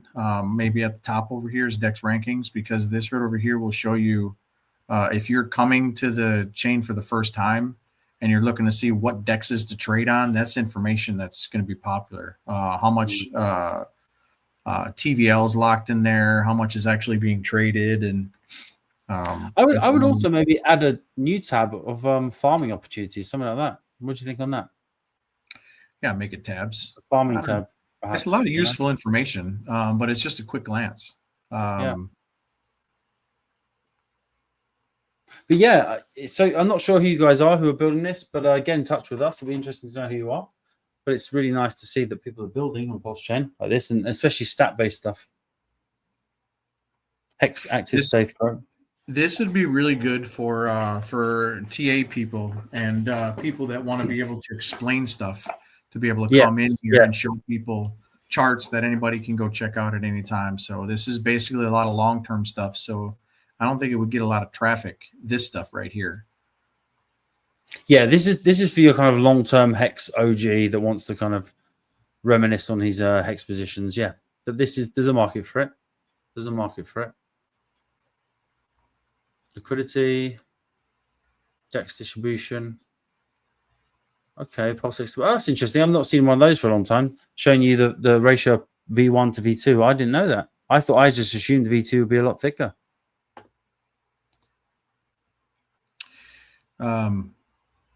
If there's a way that you can incorporate liquidity pools and heavy data, there's a website. I don't want to dig through my stuff right now. What about Gecko Terminal? Gecko Terminal can pull you all that data. You can get the API from Gecko Terminal and pull all the liquidity pools in a cool format. Yeah, it's a Versal. What is that? Coin Gecko. So Gecko Terminal. Gecko Terminal has all the liquidity pools. Are you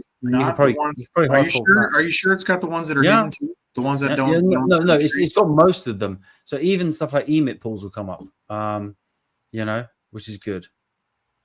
Gecko Terminal. Type in Gecko Terminal PulseChain. It'll come up. I can send you a direct link. Yeah, so if you click on that and then click on an obscure PulseChain coin, like I've done it many times with Pulse Bitcoin, and many of the pools come up. 90% of the pools come up. You don't even need to type in the chain, just so type in emit. Yeah, there you go. You see? So it's quite good at pulling out that data. Yeah, but it's not going to pull. Jump. I'm going to have you take over for a minute. I'm going to jump off screen. I'm going to find the other thing, and then I'll be back in a second. Yeah, no worries.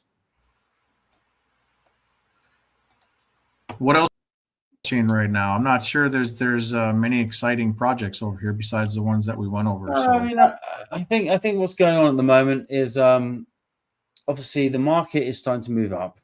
Bitcoin's starting to move up again.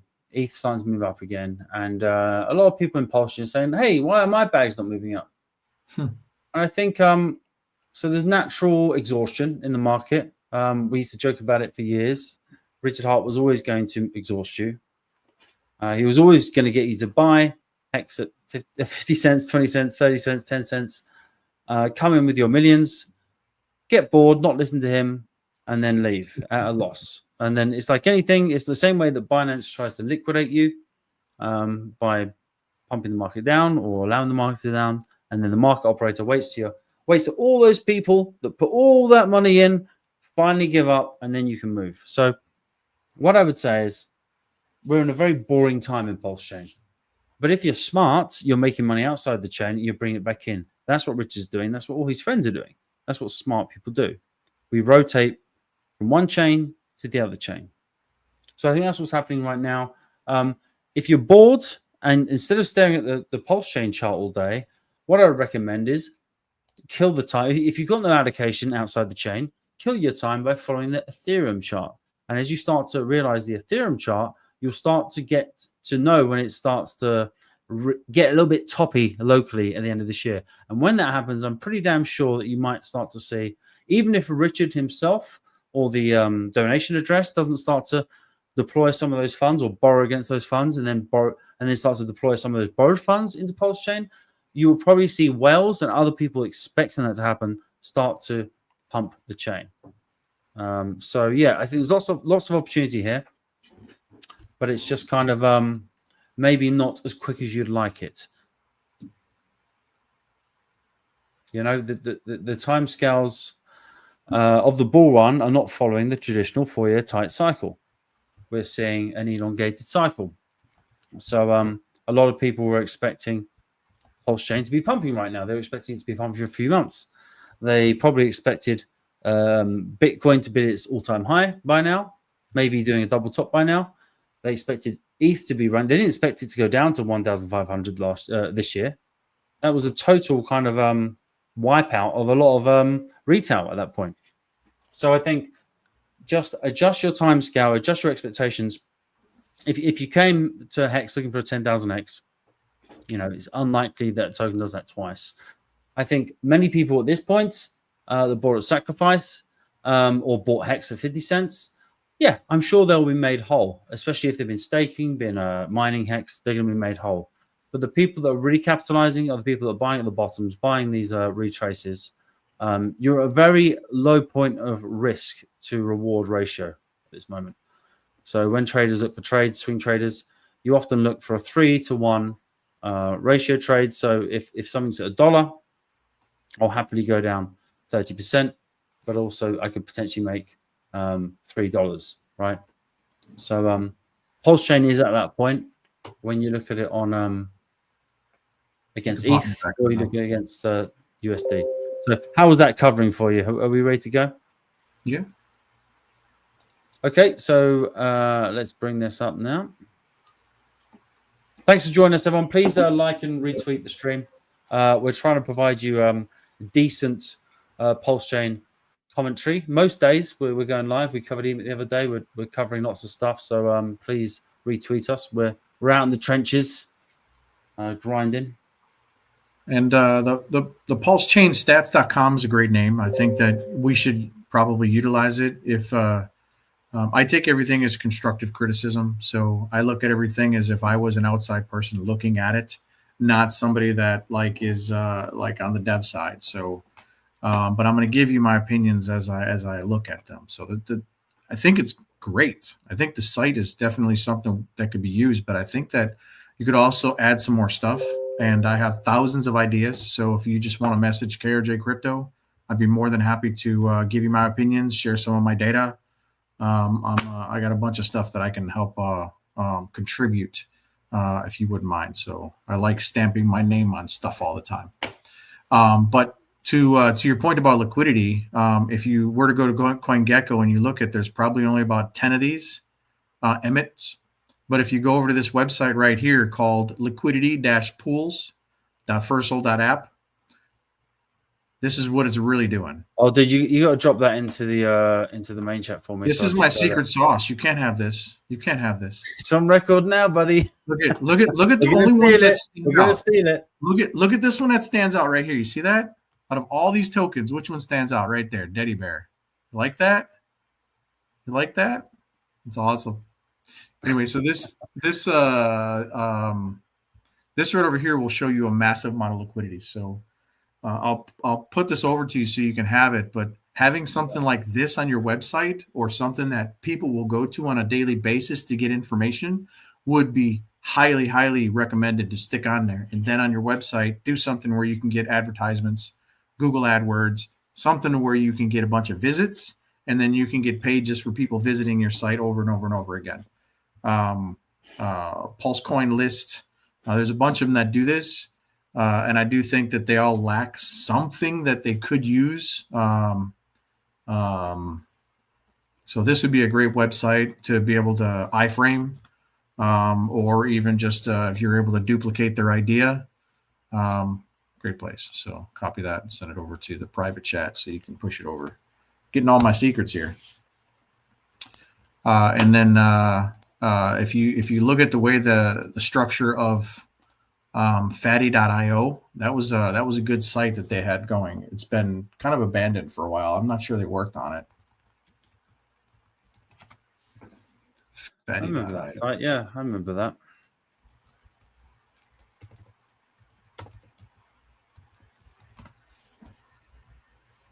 PHATTY.io. So the way they structured this, they've got some information in here that people would come to all the time, like the whale list. Scrolling down the chart over here, this is a bunch of other people's websites.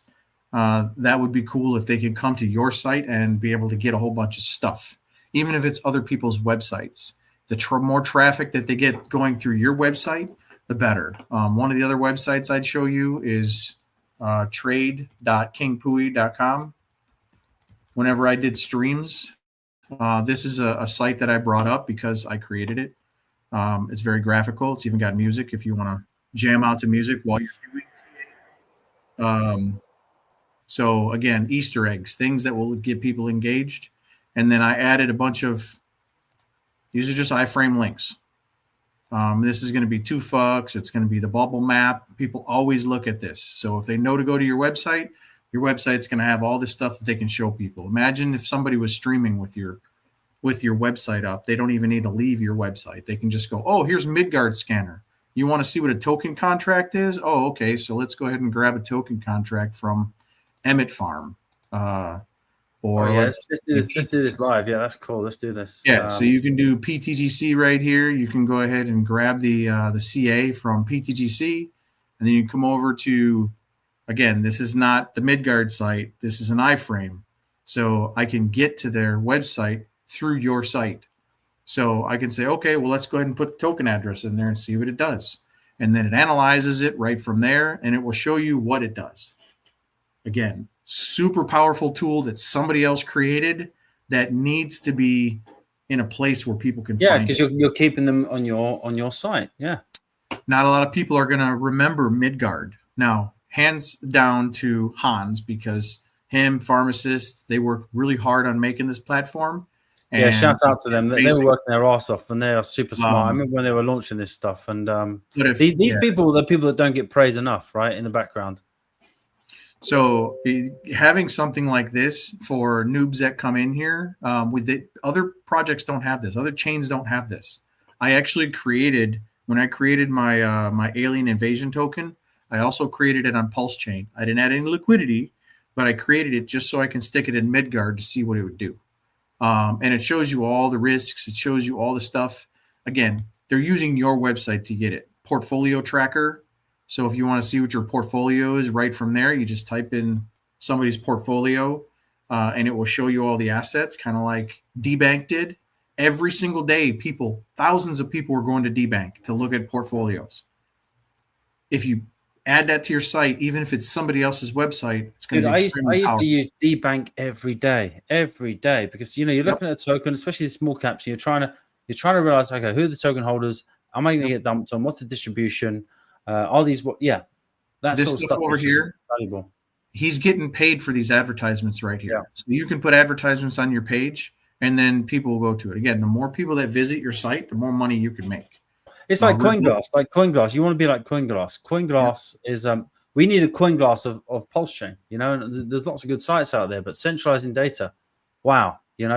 Because people forget these different sites. Some of them add them to their favorites bar.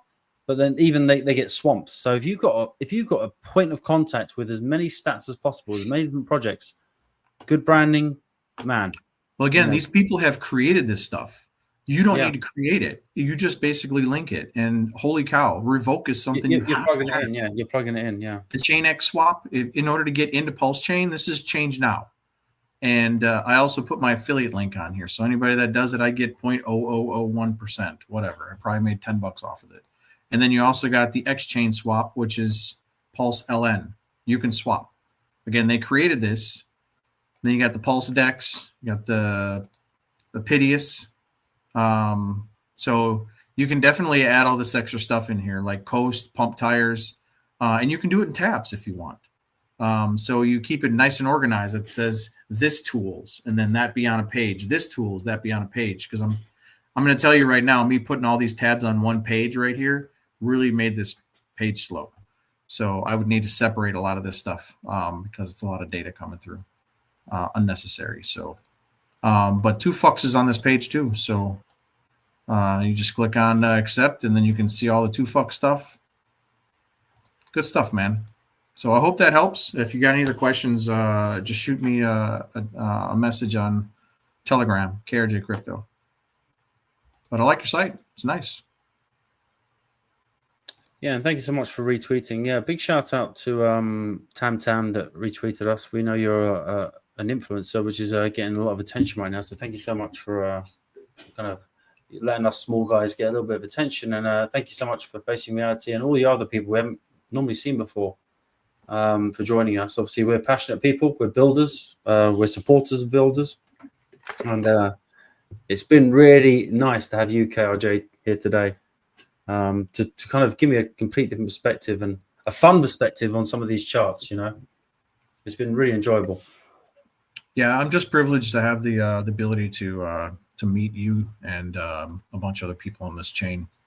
It's and obviously really comforting to be able to interact with all these people. So, and obviously we're kind of part of a crew who are PulseChain from the start, and we're part of a close circle of builders. We say close, but there's probably around 100 people in there. But we're builders who are people that stay in touch, people that support each other. And obviously, times are hard now because we're in the trenches. We haven't pumped yet. but it's really nice to have a community like this because we're all passionate about it. And yeah, given the spotlight in different projects, and we're really optimistic about the future of PulseChain. We wouldn't be here otherwise. So stick with us. Hopefully we'll have KRJ back if he's got time, because I think it's been amazing. Like, I don't feel like I can do a TA session now after seeing what you did earlier. So if you missed that, check that out earlier. Yeah, maybe I'll come in next time as one of my characters. So yeah. I was going to ask you to do. You just came off work. I was going to ask you when we went to the PulseChain. You know, when I played that break, I was hoping you'd come back as Richard Hart on the. I saw one of your videos. It was hilarious. Well, next time you let me know, I'll come back as one of the characters. I got a dozen of them. So we're going to play a little song by State Money Black Crypto, because this reminds you of everyone 3 years ago when this came out. Everyone was making money on Hex. They're having so much fun. And I think these times will happen again. So maybe we'll play some of that. Is there anything you want to play on the way out? No, I'm good. Okay. Give me a second to load it, will you? 1 second. It's going to take me a while. I've got to stop the other screen.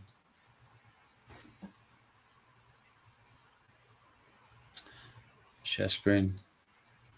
Okay.